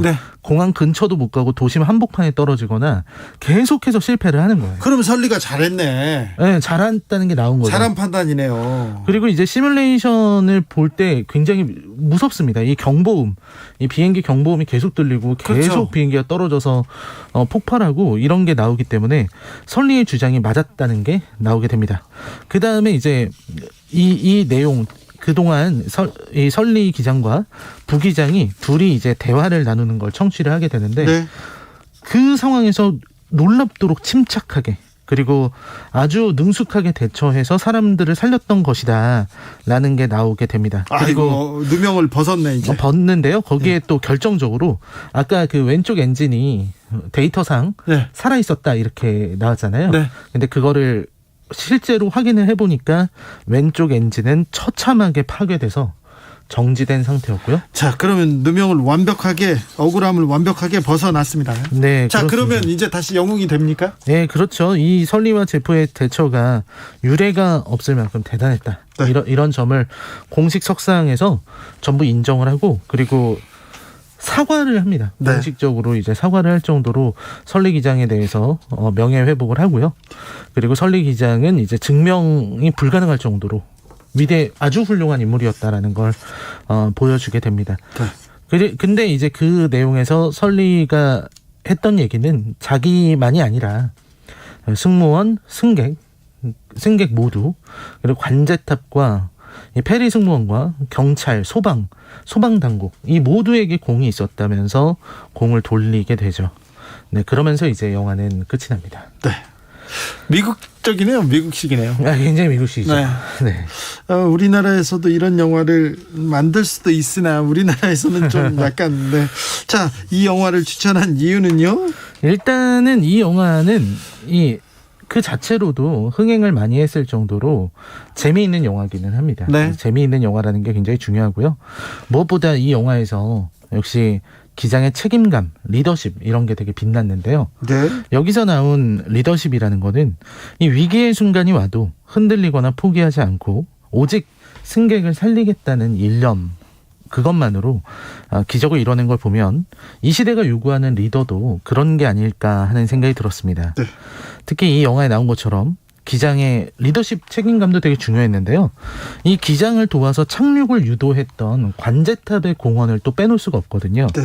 그러니까 이 세상 모든 책임을 리더가 혼자 жил머질 필요도 없지만 네. 이 세상 모든 것을 리더가 혼자 해결하라고 할 필요도 없는 것 같습니다. 리더가 혼자서 해결할 수도 없어요. 그렇습니다. 해결할 수도 없어요. 뭐 같이 함께 해야죠. 그렇습니다. 네. 바람직한 리더라는 게 제가 생각할 때는 네. 자신을 믿으면서 네. 또 자신이 지켜야 할 사람들을 바라보고 네. 또 주위의 조언을 새겨듣는 그런 침착하고 현명한 사람이어야 하지 않나 하는 생각이 들었습니다. 주위의 조언을 이렇게 새겨 들어야 됩니까? 그렇죠. 전 당대표 조언도 새겨 들어야 됩니까? 저는 영화 얘기를 하고 있기 때문에. 네, 죄송합니다. 네, 항상 위기가 올 수 있잖아요. 네. 그럴 때 설리 허드슨 강의 기적 같은 리더십이 우리와 함께 하기를 바라는 마음으로 이 영화를 추천했습니다.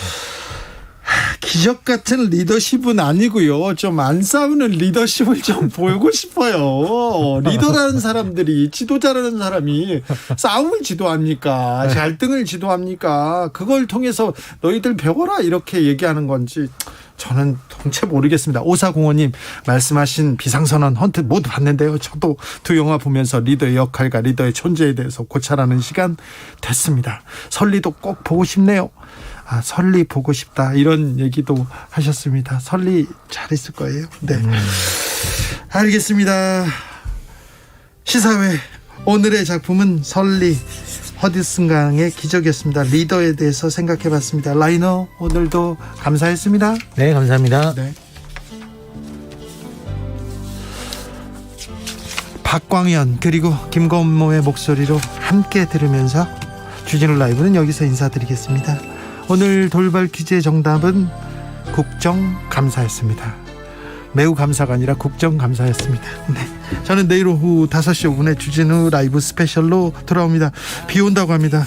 빗길 조심히 잘 안전히 집에 가셨으면 좋겠어요. 네, 그렇게 바랍니다. 지금까지 주진우였습니다.